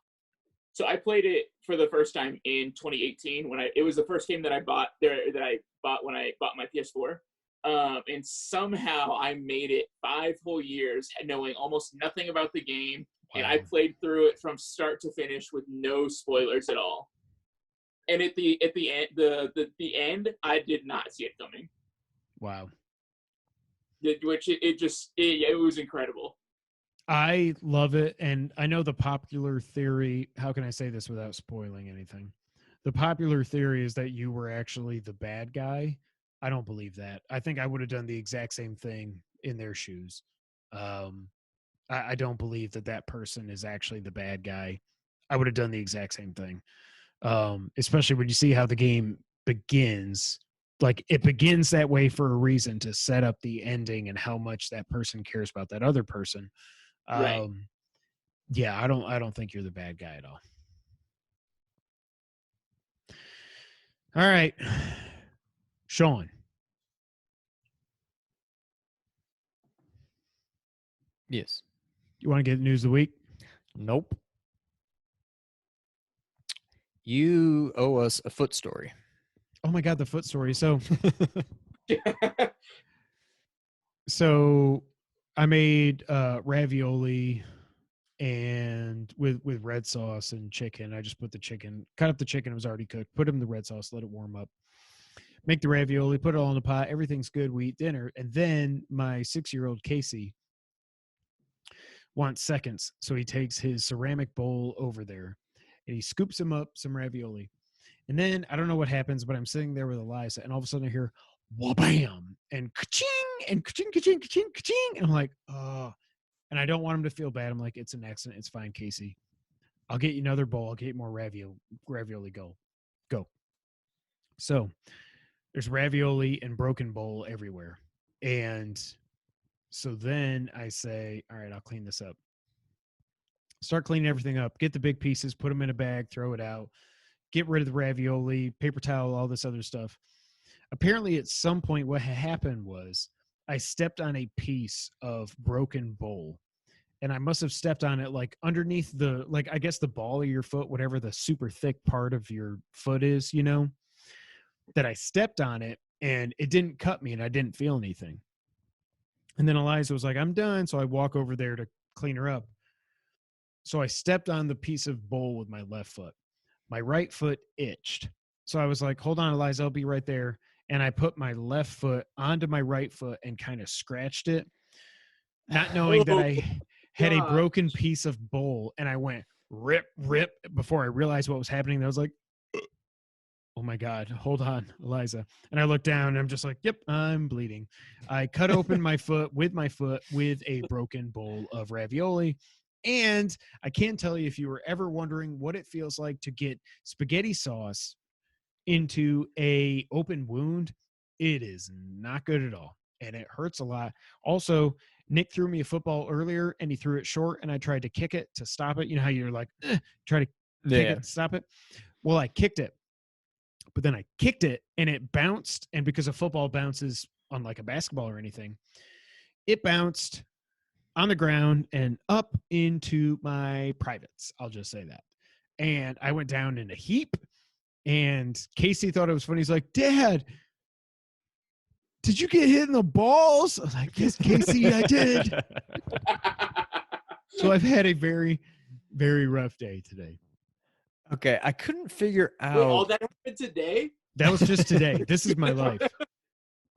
I couldn't figure out because you said you broke, or Casey broke the bowl, and you stepped on it, but then you cut open your other foot with the I'm just like, but does it make sense? You stepped now? it with no, yeah. Now I get it. Okay, but well, I couldn't just text. That was again. It took like a 2-minute conversation to explain it. There was no way I could explain that in a text. But yeah, and I have a giant Band-Aid on my foot. Let me see. My foot is gross. I don't know why. I just put that on camera. Oh, just God. Blur it out. Yeah, I don't know how to do that. I can blur the whole thing. I don't know. Actually, I might be able to, but I'm not going to remember.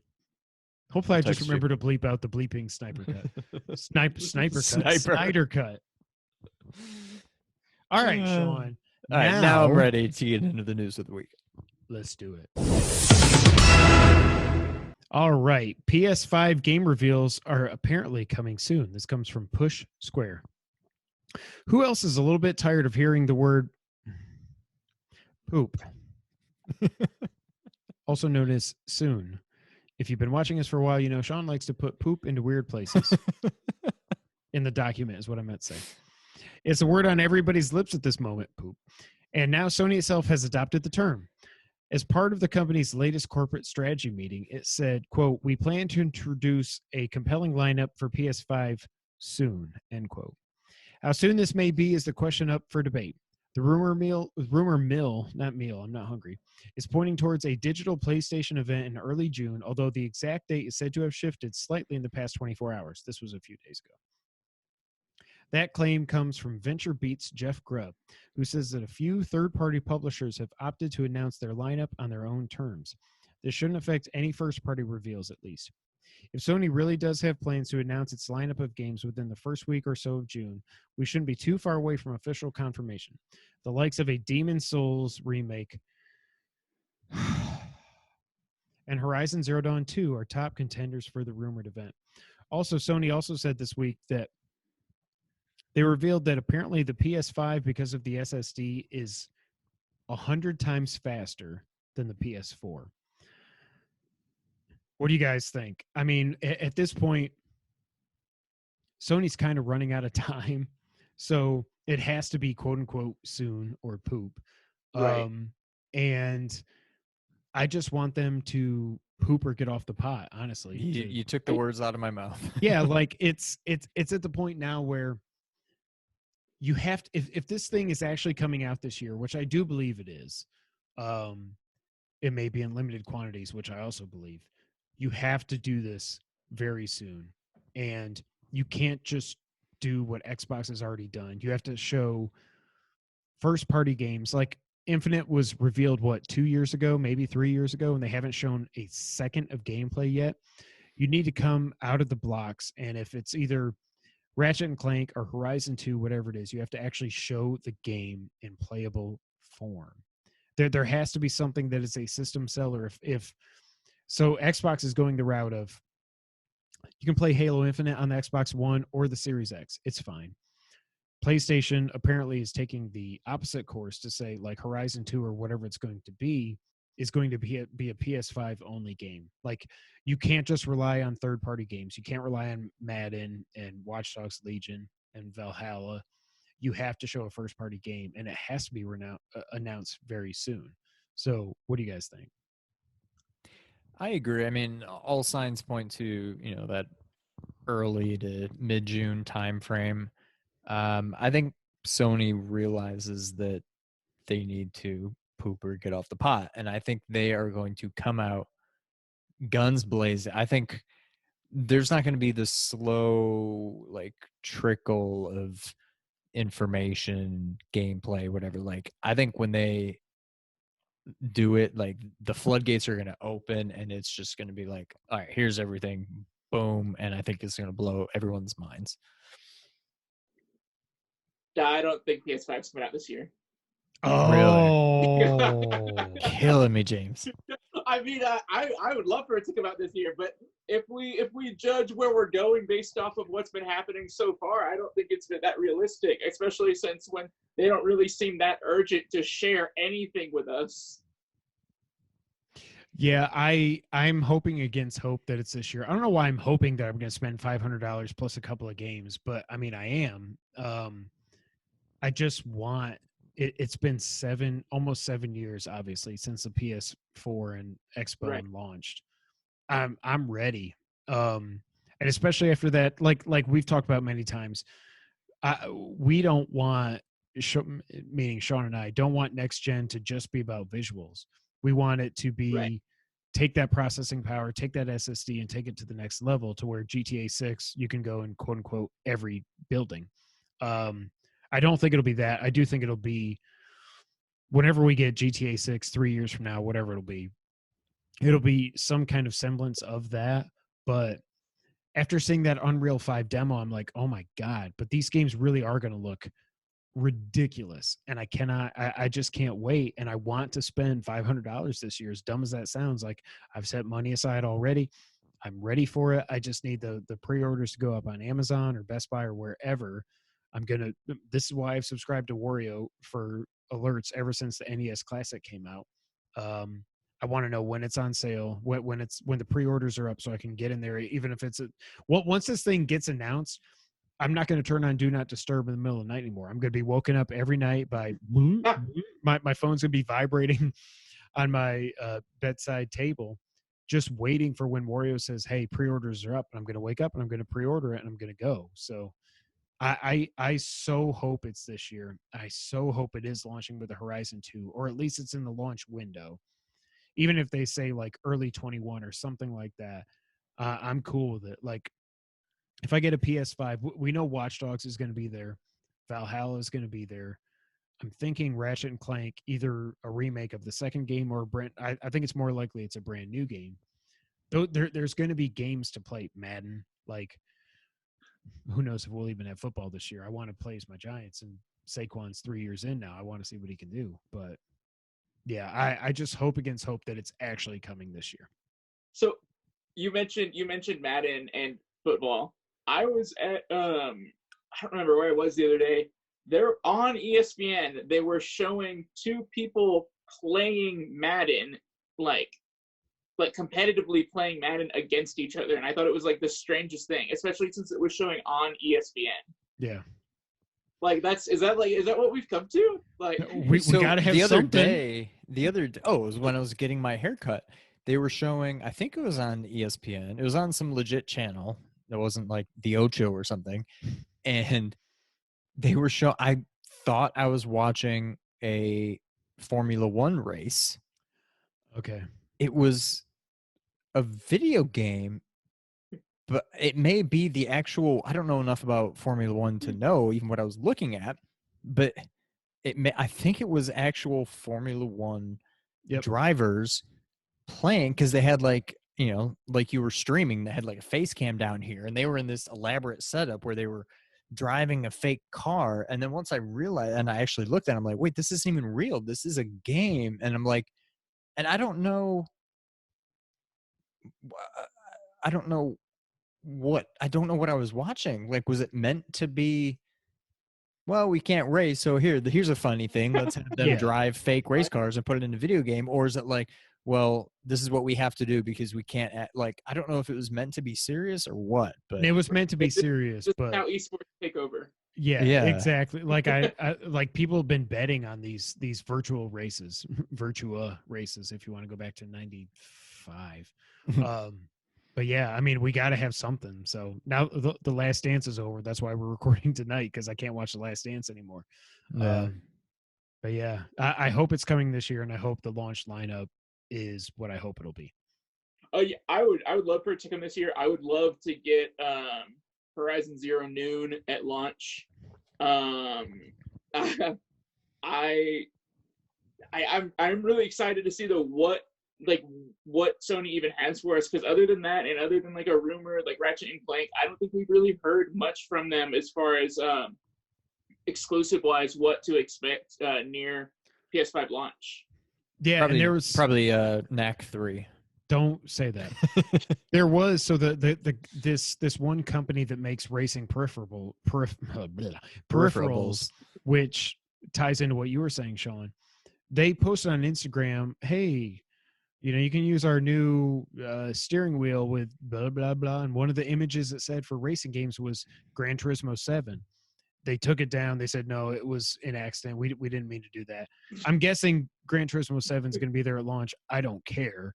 But I'd say that's a pretty good guess. yeah, there's a lot of people that want that game, so we'll see. I've never gotten into racing games, just Same. like ever. Like Daytona and Cruising USA are pretty much the only racing games I've ever. And really Mario cared Kart, about. but that's Well, its own yeah. thing. Yeah. Does that really count? Like, No. It's like Smash is not a fighting game because it's not. It's a party game. I agree. Well, I think that Smash Bros. Can be a fighting game, but it's not the way that like 99% of people play it. That if you do like one-on-one and a stage that doesn't move with no items, then sure, it's a fighting game. Yeah.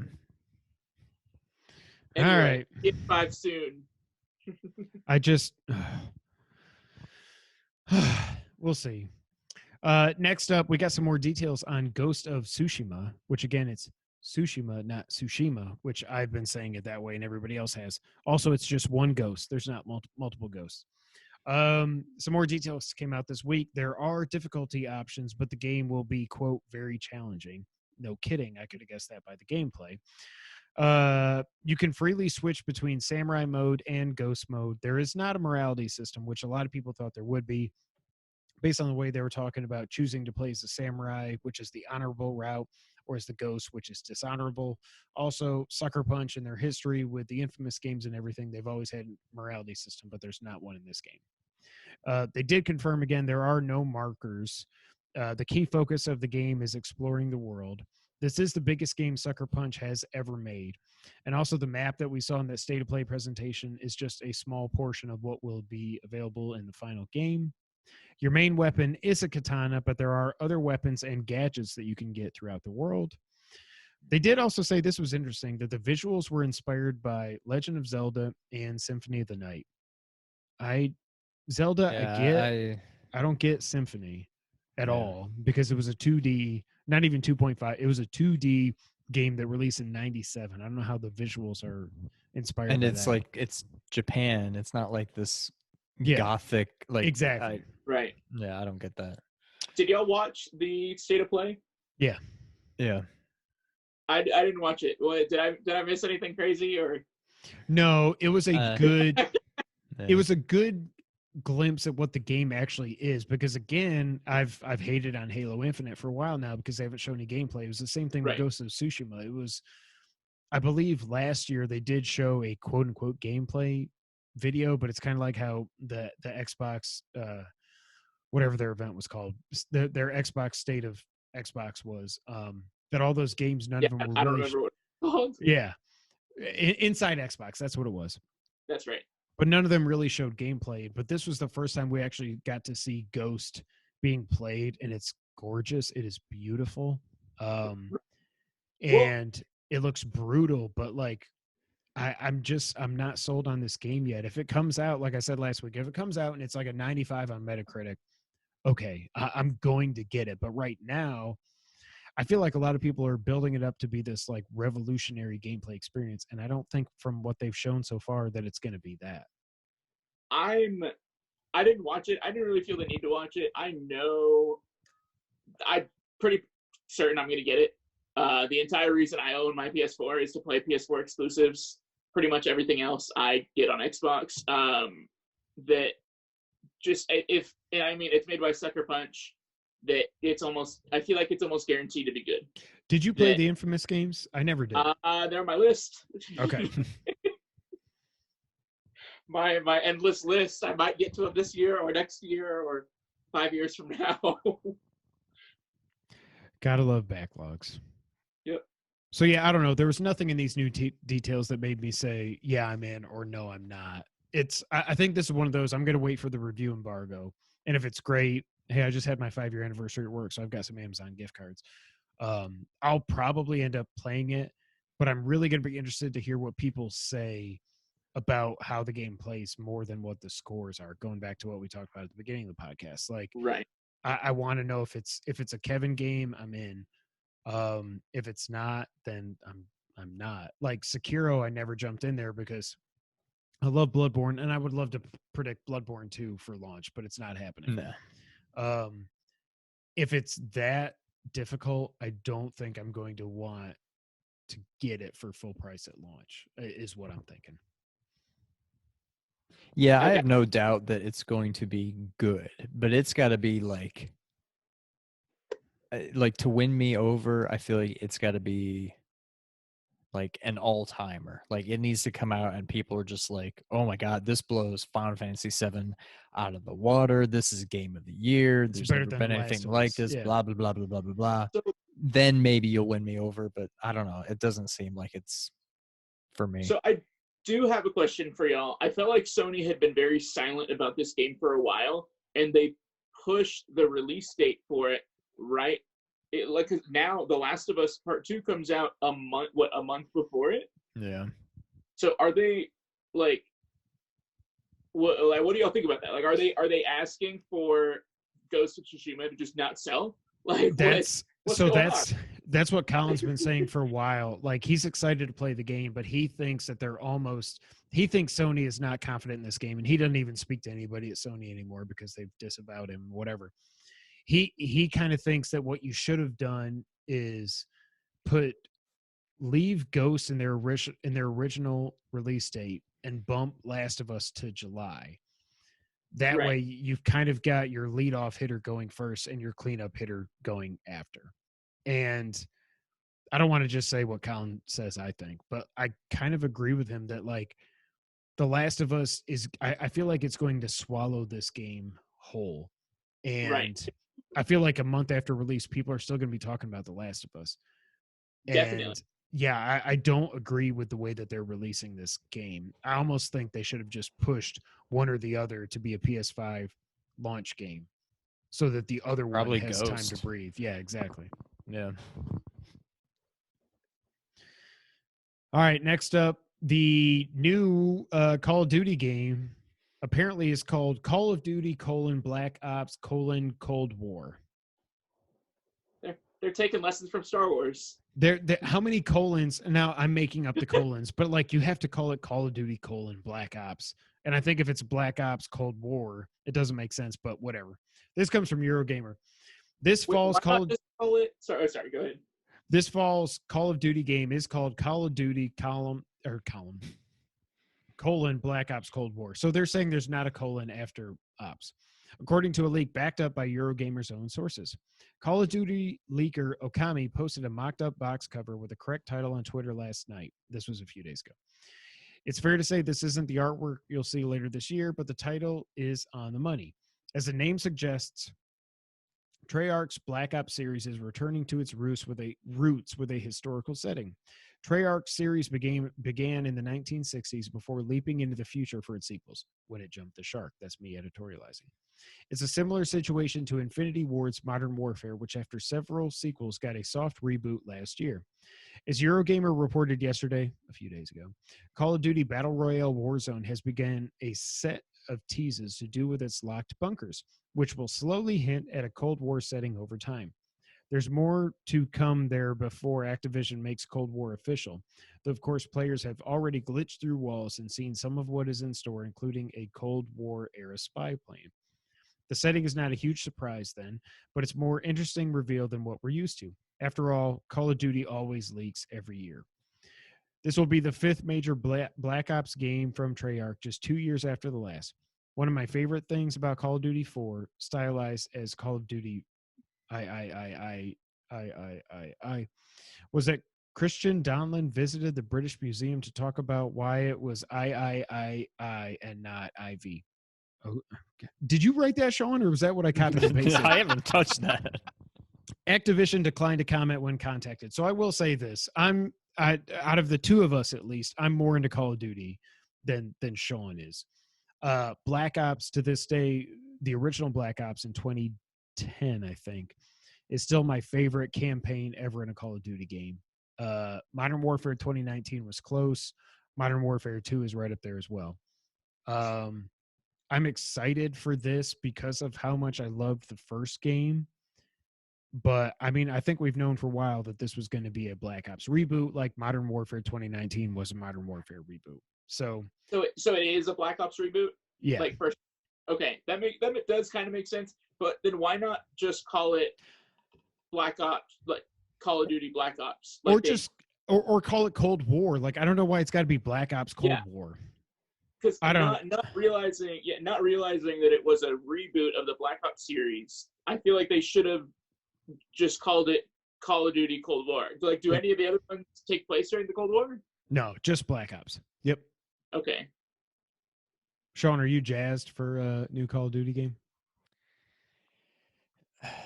No, because I mean it's literally every year. Like I don't care. I will say I'm more interested in this just because of what I've heard you say about Black Ops. I'm more interested in this than any other Call of Duty game over the last, probably ever. Now, that's not saying a whole lot, but I don't see myself getting this. Now, if and when you get it and you just tell me, it's just the best thing ever, I would entertain it. But I don't really care that much. But yeah, I'm looking forward to it than any other Call of Duty game, I guess. But again, if the PS5 comes out this year, we're going to need something to play on it also. It is the other thing with this. Well, yeah. Yeah. I'm probably with Sean there that I'm definitely not a Call of Duty fan. Last Call of Duty, I was looking over there. The last Call of Duty I bought was Call of Duty Modern Warfare for the first Wii. one? Yeah. Oh, wow. Okay. Wow. It's been a while. Yeah, in like 2009. Yeah. Jeez. I mean, I'm excited. Like I said, I love Black Ops 1 and 2 because 2 didn't go, it didn't jump the shark when it comes to going to the future and stuff. But I really liked it. But I did play 2 a little bit. Yeah. The first one I really liked, and I actually liked the multiplayer in it as well, which never happens with me because I'm horrible at multiplayer games. But Black Ops 2, I didn't own it. I had a friend though that I would go over to his house and we'd play multiplayer together. Nice. Yeah. I'm happy. I mean, I think we've known for a while that this is what was coming, but hopefully it's good. Hopefully they bring back some of the characters like Modern Warfare 2019 did and just kind of redo it for a new age. The thing that's different though is Modern Warfare, the reboot there, they brought it into present day. This is still going to be set in the Vietnam era, the Cold War era. So you can't really bring it into the new era, but then I think you just say the hell with it and you just completely reboot it and you bring back some of the old characters. Maybe they can tie it into the Kennedy assassination again or something, but I don't know. I do find it a little strange that they're rebooting the Black Ops series when the series when the Black Ops 4 just came out, like last year, right? Yeah, 2018. Yeah. Okay, I guess 2 years ago. Well, yeah. I feel like when they rebooted Modern Warfare, like how long had it been since Modern Warfare 3? I think it was 2007, 2009. I think it was 2011. Yeah, because it was 7, 2007, 2009 was 2, 2010 was Black Ops, 2011 was Modern Warfare 3, 2012 with Black Ops 2, 2013 was Ghosts, and then you go from there. So yeah, it was. So it'd been what, like 7 or 8 years, Yeah. maybe more. So Yeah. I didn't think it was weird that they started over with Modern Warfare because I felt like they were pretty much done with it at that point. Whereas Yeah. with Black Ops 4, I feel like they were like if they just had a new installment. It'd be like if today Disney announced that they were rebooting the entire Marvel Cinematic Universe. People would be like, wait, what? Like, what are you doing? You could reboot this Star Wars sequel trilogy, and I'd be okay with that. Or the prequels. All right, last up on the news of the week is April NPD results. Overall, April sales were up 73% year over year. So the video game developers and publishers and everything are saying thank you, coronavirus, because that's insane. It was also the highest April revenue for video games since 2008. That's crazy, but it makes sense. I wonder what came out April 08. Like, I wonder why. I wonder what was so big that year. That might have been GTA 4. Because MGS 4 was June that was GTA 4. That's why. Yep. Really? Yep. I'm pretty sure somebody looked that up while I'm doing this, but I'm pretty sure that was April 08. The top 10 game sales for April, this goes based on revenue, not units sold. Number 1, Final Fantasy VII Remake. Hell, Woo. yes. Number 2, Call of Duty Modern Warfare. Number 3, stupid Animal Crossing's New Horizons. Number 4, NBA 2K20. 5, Grand Theft Auto 5 for crying out loud. Number 6, Resident Evil 3, holding strong. Number 7, Call of Duty Modern Warfare 2, Remastered.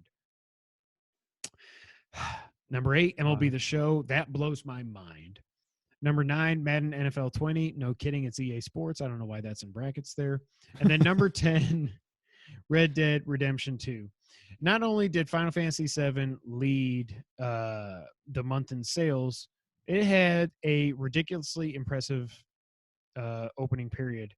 This comes from VentureBeat.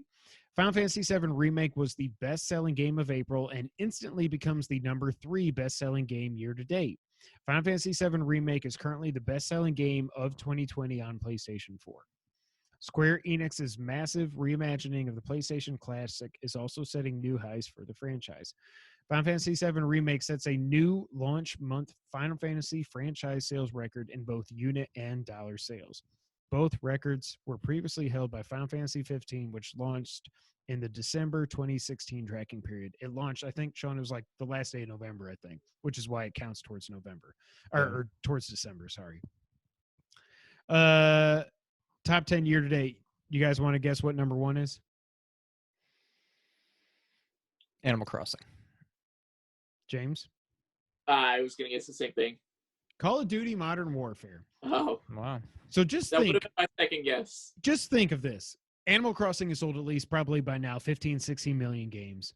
And Modern Warfare has sold more. And it came out in the beginning of November last year. Actually, it might have been, no, it was October. Call of Duty. My God. Number 2, of course, is Animal Crossing.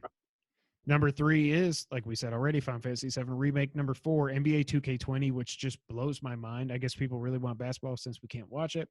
Number 5, Dragon Ball Z Kakarot. Number 6, MLB The Show 20. Number 7, Grand Theft Auto 5, which has sold more this year than Resident Evil 3 Remake. I think this was included in the wrap-up, but I think I'm going to bring it up right now. I did see that Grand Theft Auto 5 has sold 130 million copies. And it's 130 million, but somehow Minecraft has sold 200 million. Well, it's the number 2 selling game of all time, and it's behind by 70 million in sales. Franchises across 20 games would hope they could sell 70 million in their lifetime. And right. it's freaking nuts. But the Grand Theft Auto 5, it's been out for 6.5 years. Yep. That's consistently 20 million a year, every single year, which is insane because you hear that like Breath of the Wild maxed out at 10 million. I think it was, oh God. I think it's up to like 14 or something, 13, 14 million, something like Still, that. like, But still, I mean, it's 20 crazy. million is a fantastic year. Yeah. And one game is still, I mean, that's insane. Right. number And 8 this you were right about Grand Theft Auto 4. It came out April 29th, 2008. There you go. So in probably 3 days, they probably sold like 15, 20 million copies. So that's why April was crazy. Okay. Hashtag Kevin's right. Number 8 so far this year is Resident Evil 3 remake. Number 9 is Madden 20. And number 10, Mario Kart 8 Deluxe. Still the best-selling game on the Switch. Yeah, I mean, what I'm really surprised about is Final Fantasy VII Remake being a PlayStation exclusive, number 3 game of the year, number 1 in April, knocking off stupid Animal Crossing. I will continue to call it that. And again, it goes back to what we were saying earlier. Can they really live up for the rest of whatever this series ends up being? Can they live up to this first game? And I really hope so. But it's the best month ever for a Final Fantasy VII game. It beat 15, which I know isn't necessarily the best Final Fantasy 15 game, but I knew it sold like crazy. And again, it's a PS4 exclusive. It's just nuts what this game has been able to do in its first month. So the number 10 for April is Red Dead Redemption 2. Is that like based on money earned or downloads? So NPD is all based on total money. Okay. So it doesn't count Game Pass or anything like that. It's right, because people that's actually, interesting. Yeah. Because it did just go to Game Pass, so I guess it would mean in addition to people getting it on Game Pass, that other people are just all of a sudden spending money on it again. Yeah, they're still just buying it outright. I guess so. I'm good. I don't want to nope, and clean my gun when I fall in mud. Nope, I do not. All right, now it's time for the wrap up. This past week, we did get a Last of Us 2 PS4 Pro bundle was announced, which I think it's obvious, but also like, who the hell is going to spend $400 on a PS4 Pro right now? No idea. And I don't even think, I mean, the console looks cool. I think the controller does not. I don't like the controller. You can also get I think it was the gold headset, not the platinum, but they announced a special edition for that as well.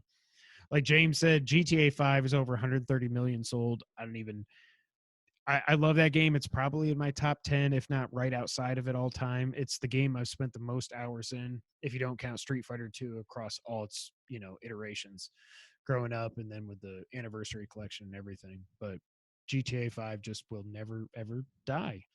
The Resident Evil series, it was announced that they have now sold over 100 million copies across all the different games. Now, this blows my mind. That seems like a lot. Well, it does, but it does. I mean, it does. How many games have there been? At least 20. I don't know. Okay.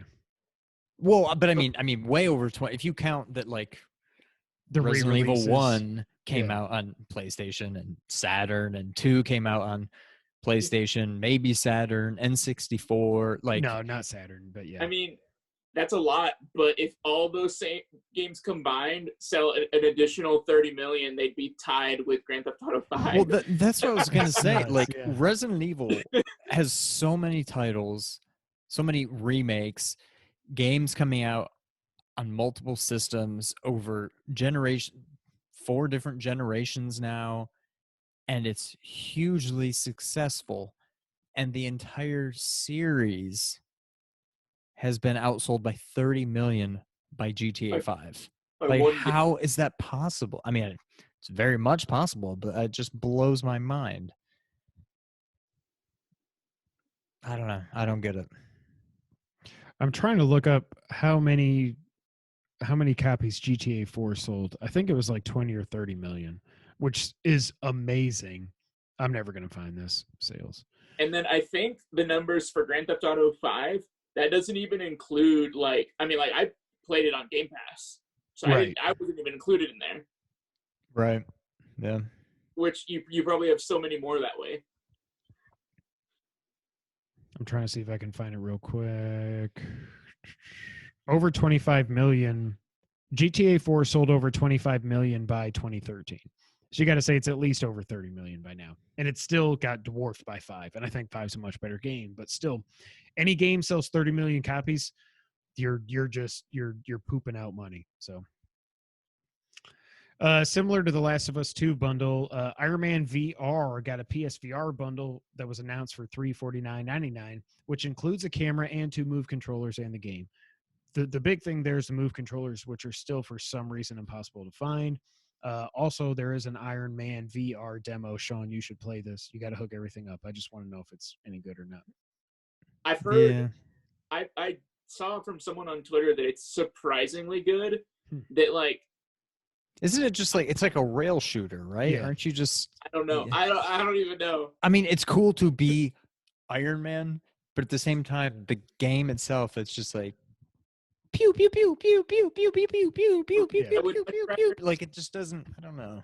I don't have a PSVR, but I think I would much rather get an Iron Man game that was the same quality of Spider-Man.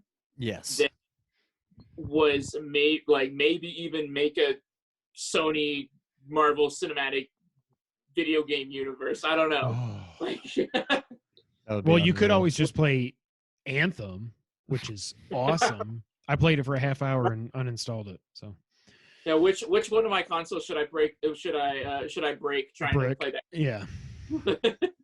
Luckily, it didn't break my PS4, but again, I only played it for like 30 or 45 minutes. I was like, this is fun, but it's nothing like it's not that good. So, Sony announced that there are now 2.2 million PlayStation Now subs, which is up from 1 million just 8 months ago. So in 8 months, they've added they've more than doubled their PlayStation Now subs. That's awesome. I do still think that when we get a full PS5 reveal, I will not be shocked if they bundle in PlayStation Now with PlayStation Plus. And hopefully they figure out something with PS3 games. I don't want to just have to stream them. When I did my 1 week trial of it, I played MGS4 for a little bit, and it felt okay. It was also just weird playing MGS4 again because that game's not that good. But you got to let us play PlayStation 3 games natively as well as PS2 and PS1. I don't think they will. I don't think they can figure it out. Nope. Like, That's stupid selling. That's what it comes down to. I don't think that they know how to make their own stuff work. that damn cell I will processor. say though, so I did within like the last month or so get I started a PS Now subscription, and I think it's way better than a lot of people make it out to be. That like I've heard so much stuff about how it's like nowhere near as good as Game Pass and all this stuff, and it's like I feel like there are so many great games on there that I don't think it deserves a lot of, I don't think it's as great as Game Pass. Mm-hmm. But that's because I pay like $5 a month and Game Pass gets included with Gold. Yeah. But yeah. I don't think it deserves the hate that it gets. I think if you could download those PS3 games and play them natively, still somehow utilizing the cloud, I don't know how any of this stuff works, but if you could actually download the games instead of just streaming them, I think it would be talked about in a much brighter light than it is now, is what I think. I haven't tried playing any PS3 games on there. Do they like get like buggy, or do they like lag out or anything? Or the only one I played was MGS4, and I played it for maybe an hour. It was a waste of that 1 week. I shouldn't have redeemed that 1 week of PS Now until I was actually ready to use it. But I played it for about an hour, and it felt like Metal Gear Solid 4 from what I remember it being. It just, it worked. I will say, to your point, it worked much better than I thought it would. I didn't notice crazy lag. There was no super delay. There was nothing odd. It felt like playing Metal Gear Solid 4 on my PS3, for better or worse. Right. So yeah, I thought it ran pretty well. I think there's just something in the back of your mind that if you know I can only stream this game and it's reliant on my internet connection. I wish I could just download this stupid game and just play it on my super powerful PS4. But you gotta love the cell. So yeah. But for some reason you just can't download. Like I don't know. I mean, I'm not pretending to know about all the different like hardware and stuff or the software issues, but for some reason, Sony just can't let us download PS3 games. No, it's all that stupid cell architecture, which is so weird because so many of those games were cross-platform. Yeah. And they run fine on Xbox. Why can't you just change them? Like, get rid of whatever the hell. Yeah, I don't even know what I'm talking about at this point, but just take the cell out of the picture. Basically, take the 360 code, move it over to like a virtual PS3, playable through PlayStation Now, and let you download it onto your 4. I don't know. I did hear somewhere, getting off topic a little bit, I did hear somewhere, though, that the reason that PS3 was so expensive at launch was because Sony couldn't figure out how to get the PS3 to actually play PS2 games. Yeah. That they put a PS2 inside the PS3. Yeah. Yep. Which I don't know. I just think it's so funny that, like, it's like, you made this and you can't, like, figure it out. Like, They don't have the best history. I mean, the PS2 played all PS1 games. But then when they went to the PS3, yeah, because of again, I think it all goes back to the cell. They had to put a mini PS2 inside the PS3, and then it's like $600, get a second job. right. They said, that's so messed up. That's PlayStation.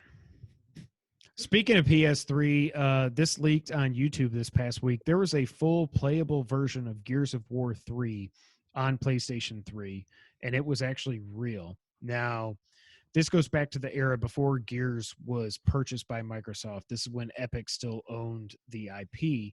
And what Epic came out and said is this was us just testing Unreal Engine 3 on PS3, but it was a real build. And it's like, man, I would have loved to be able to play these games on PlayStation before they were actually purchased by Microsoft. Now it'll never happen, but it's just kind of a weird, cool, like historical tidbit that like Gears of War 3 was fully playable on PlayStation 3. With how well everything's going between with Microsoft and Nintendo, you might get them on Switch. Yeah.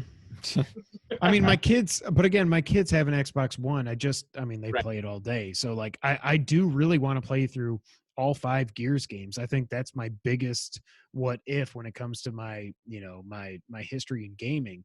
I feel like I would love those games, but I can't get them off the Xbox. And by the time they go to bed, I'm just like, well, I'm ready to go to bed too. So I've heard they're really great. I played about half of Gears 1. And it was fun.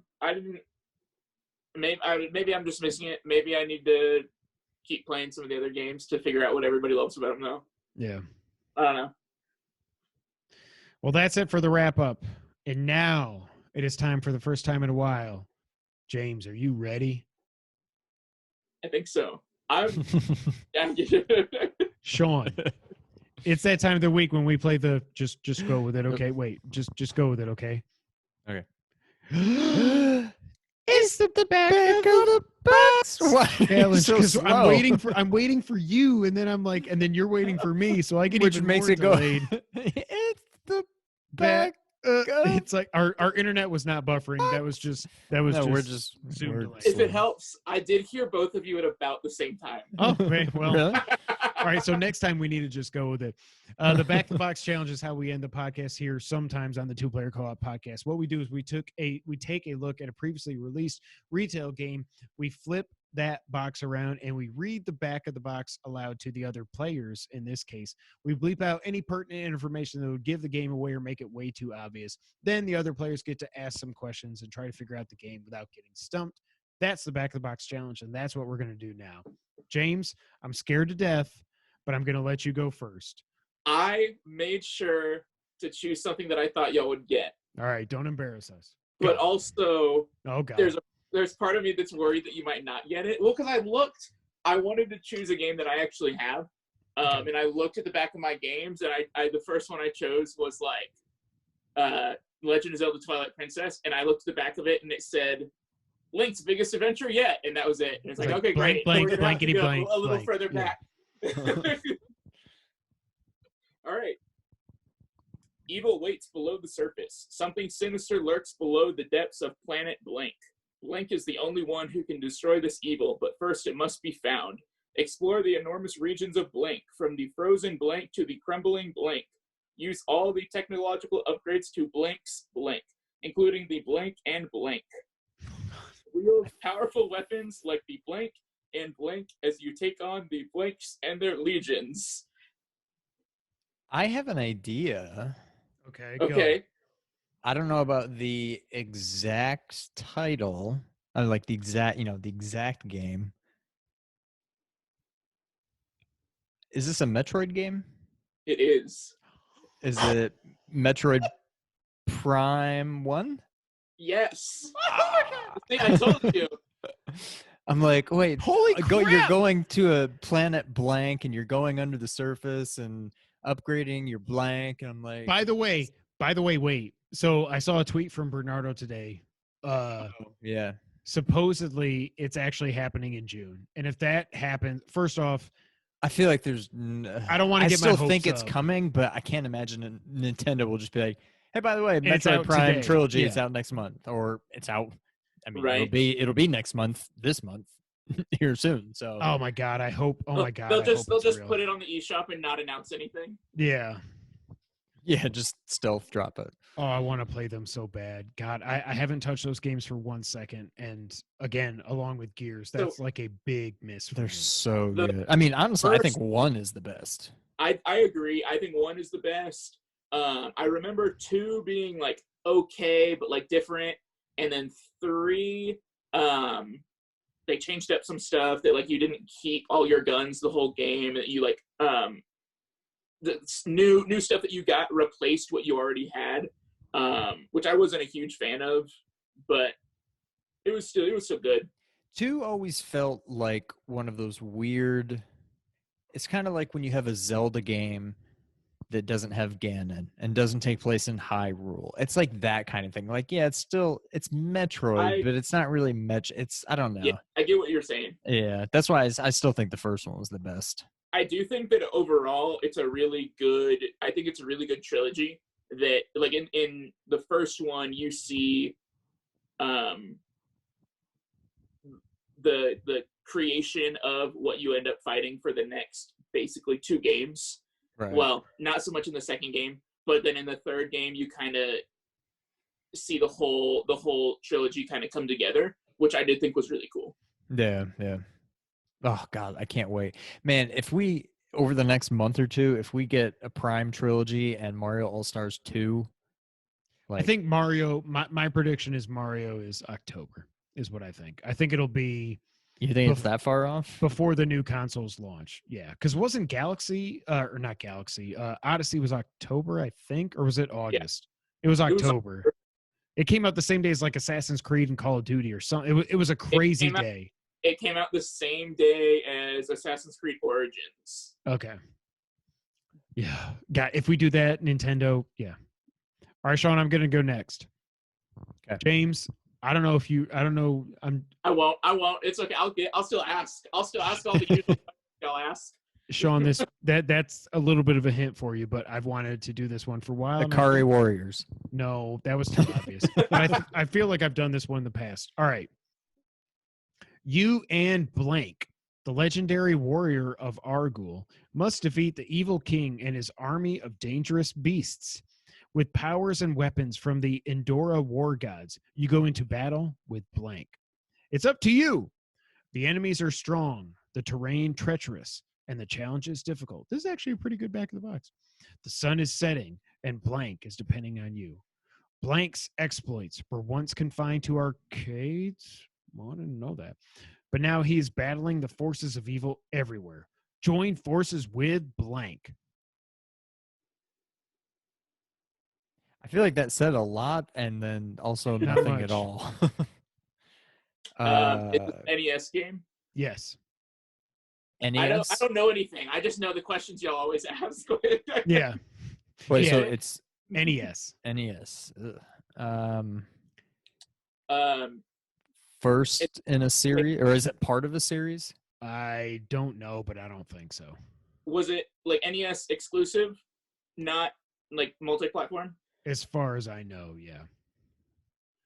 Yeah. But I mean, it was in arcades also, apparently, which I didn't even realize till I read this. But yeah, when it comes to home consoles, I'm pretty sure it was an NES exclusive.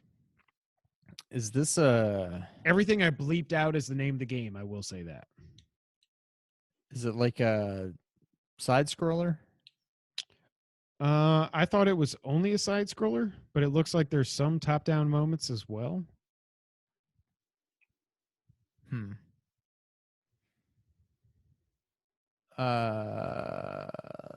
Is it Capcom? Nope. Konami? Nope. Is it anything that I'll ever guess? I mean, you would get there eventually. I'll tell you, it's Tecmo.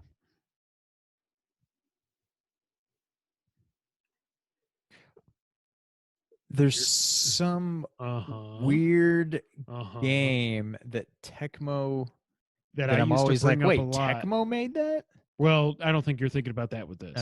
Maybe. But this is a game I used to bring up all the time when we used to do this regularly. Not Akari Warriors. Did we own this game? No, Probably not. God, no. So is it like is it a shmup?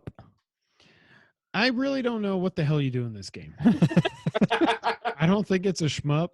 But if you told me, I don't think so. I think you've got like fire and maybe a shield or something. I don't know. I will say, Sean, this may have a recent podcast may have given me the idea to bring this back. Like one of our podcasts? Yeah, maybe like Switch Online updates. You said it is a part of a series? No, Super Logic Bomb. that's not a thing. Operation Logic Bomb, whatever that game is called. Panel de Pan. Oh no, there was some kind of bomb game. You're Yeah, right. it was called like Operation Logic Bomb, or There was something. only one NES game that came out. Yeah, but I don't remember what it was now. Okay. Try to think. Is it that game? I can't. What was it? I used to always. I'm not gonna know it. Like, I used to always guess this game along with Akari Warriors and Bubsy and all that other stuff. I was like, is it? Yeah. Gosh, I can't remember. First of all, not to go off on a tangent, but I had my Switch. Oh, I think it was when I had finished Hollow Knight, and I'm like, all right, let me check out. Of course, I only checked out Super Nintendo, not NES, but I went to the SNES online to play Wild Guns. Yeah. That game is not what I thought. I think I was thinking of like Sunset Riders or something. This game, do you know what this game is? It's almost like Lethal Enforcers. Like it's like first person and you move the target. I'm like, what? It is not at all what I was expecting. Yeah, it's from another era for sure. But that goes to just say that I did not open up NES Online. I only opened up SNES Online. And now I can't remember what. I don't know. I don't think I'm going to get it. What hints can I give you, Sean? Let me see here. I'm sure it's a game I know, especially. Oh, if it's you a bring it game up you all the know. time. Trust me. But I'll never. I just can't think of what it would be. Let me All see I if know is you can- always guess Akari Warriors. And I'm it's going to not that. show you part of the cover without the name. All right. Can you see that? I don't even know what I'm looking at. He's Is got that like a person? He's got a fire shield thing. I don't even know. I mean, it's not helping me. My arm's tired. I mean, that's doing nothing for me. Are you stumped? I kind of am, and I don't know what questions to ask to get any further now. By Because the way, I know. Wait. No, don't you know what game it is? You just don't know what it's called? Basically, yeah. So it's like I'll never. Wait. Well, I can't even picture. Wait. I just know that. Wait, stop. Underneath the name of the game on the front of the box, there's a subtitle which I've never seen before in my life. It's name of the game, and then underneath it says over 250,000 sold in Japan. That's part of the name of the game. Apparently, the name is. Do you want me to reveal it? I don't know. Can you give me a hint besides? I don't know anything about the game other than I know we rented it. It's a game that how many thought how many it's words is the title? one. Oh. It's a game I thought was actually made by Nintendo, but it's Tecmo. James is researching right now.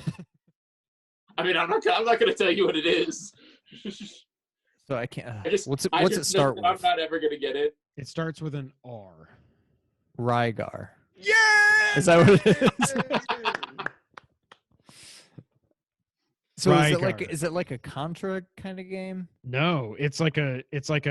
Oh, I think wow. it's kind of like hack and slash or something. Wow. Shout out to Moby Games. Sorry, Sean. Huh. Yeah, that's one of those titles that like I always hear, but Well, wait, I think so it's one how of those was it I would used always on the back say. of the box? Like, what does Rygar even mean? Is it? I thought it was person? Is him, it a but place? it's not. No, I thought it was him, but it's not. Hold on, let me go back here. Hold on. Come on, just go back where you were. You and Rygar, the legendary warrior of Argul, must defeat. So he's a warrior, but that's not who you play as. With powers and weapons from the Endora war gods, you go into battle with Rygar. The sun is setting and Rygar is depending on you. Rygar's exploits were once confined to arcades, but now he is battling the forces of evil everywhere. Join forces with Rygar. But you don't play as Rygar. So is Rygar the little like demon thing on the front of the box? I don't know what the hell's going on. Wow. Oh, I think Rygar is your wrist fire thing. That's what I'm guessing. Your That what? is this thing. Your little flame shield thing? Yeah. That's the Rygar. I don't know. Weird. Okay. All right, go, Sean. All right. Oh, wait, where'd it go? I mean, it's here, but my picture's gone. There we go. Okay. I'm snaring my headphones. Oh, by the way, today, Sean, Marshall Mathers LP came out 20 years ago. You're old. Marshall Mathers. Stan. Is that the second one? Yeah. Yeah. Wait, 20 years ago? Yep. You know, funny story. I bought that album and then Dad took it away. He like read online. I don't know if online. I guess online was It's the going to thing. make you a murderer. He like read online like how bad it was, like some of the lyrics and stuff. And he's like, I mean, it's "Look, bad. I'm sorry, but you think I can't be actually listening." remember that. And he like paid me for it. He basically bought it off me. He didn't want me to be Ah. out the money, but he's like, "I don't want you listening to that." And then, Freaking psychopath Eminem. all right, here we go. All Ready? right. Yes. Time passes, the pages turn, and a new chapter unfolds in an unfamiliar land. Is this a sequel? On a yes. PC? No. No, I thought it was Riven. Okay. No. Oh. Or Riven, however you say it. Yeah. I've always said Riven, but I don't know if that's right. Get Rygar. ready for a blank adventure for the ages as blank returns to blank form to discover a mystery that sleeps behind an ancient legendary portal called the Blank. GLaDOS. Okay. The quest is long, the dangers many, and this time Blank will have to make full use of his blank qualities just to survive. Do you play as a human? Yes. Oh, damn it. I thought you played as a worm. Okay. Is this an NES game? No. Did it start on SNE? Did it start on NES? The series? Yeah. No. Did it start on SNES? No. Did it start on Genesis? No. Did it? It started before NES? After. Oh, Did it shoot. start in the 90s? Yes. Pretty sure. I just asked so many questions and now I can't even remember what the hell you said on the back of the box. Let me double check it.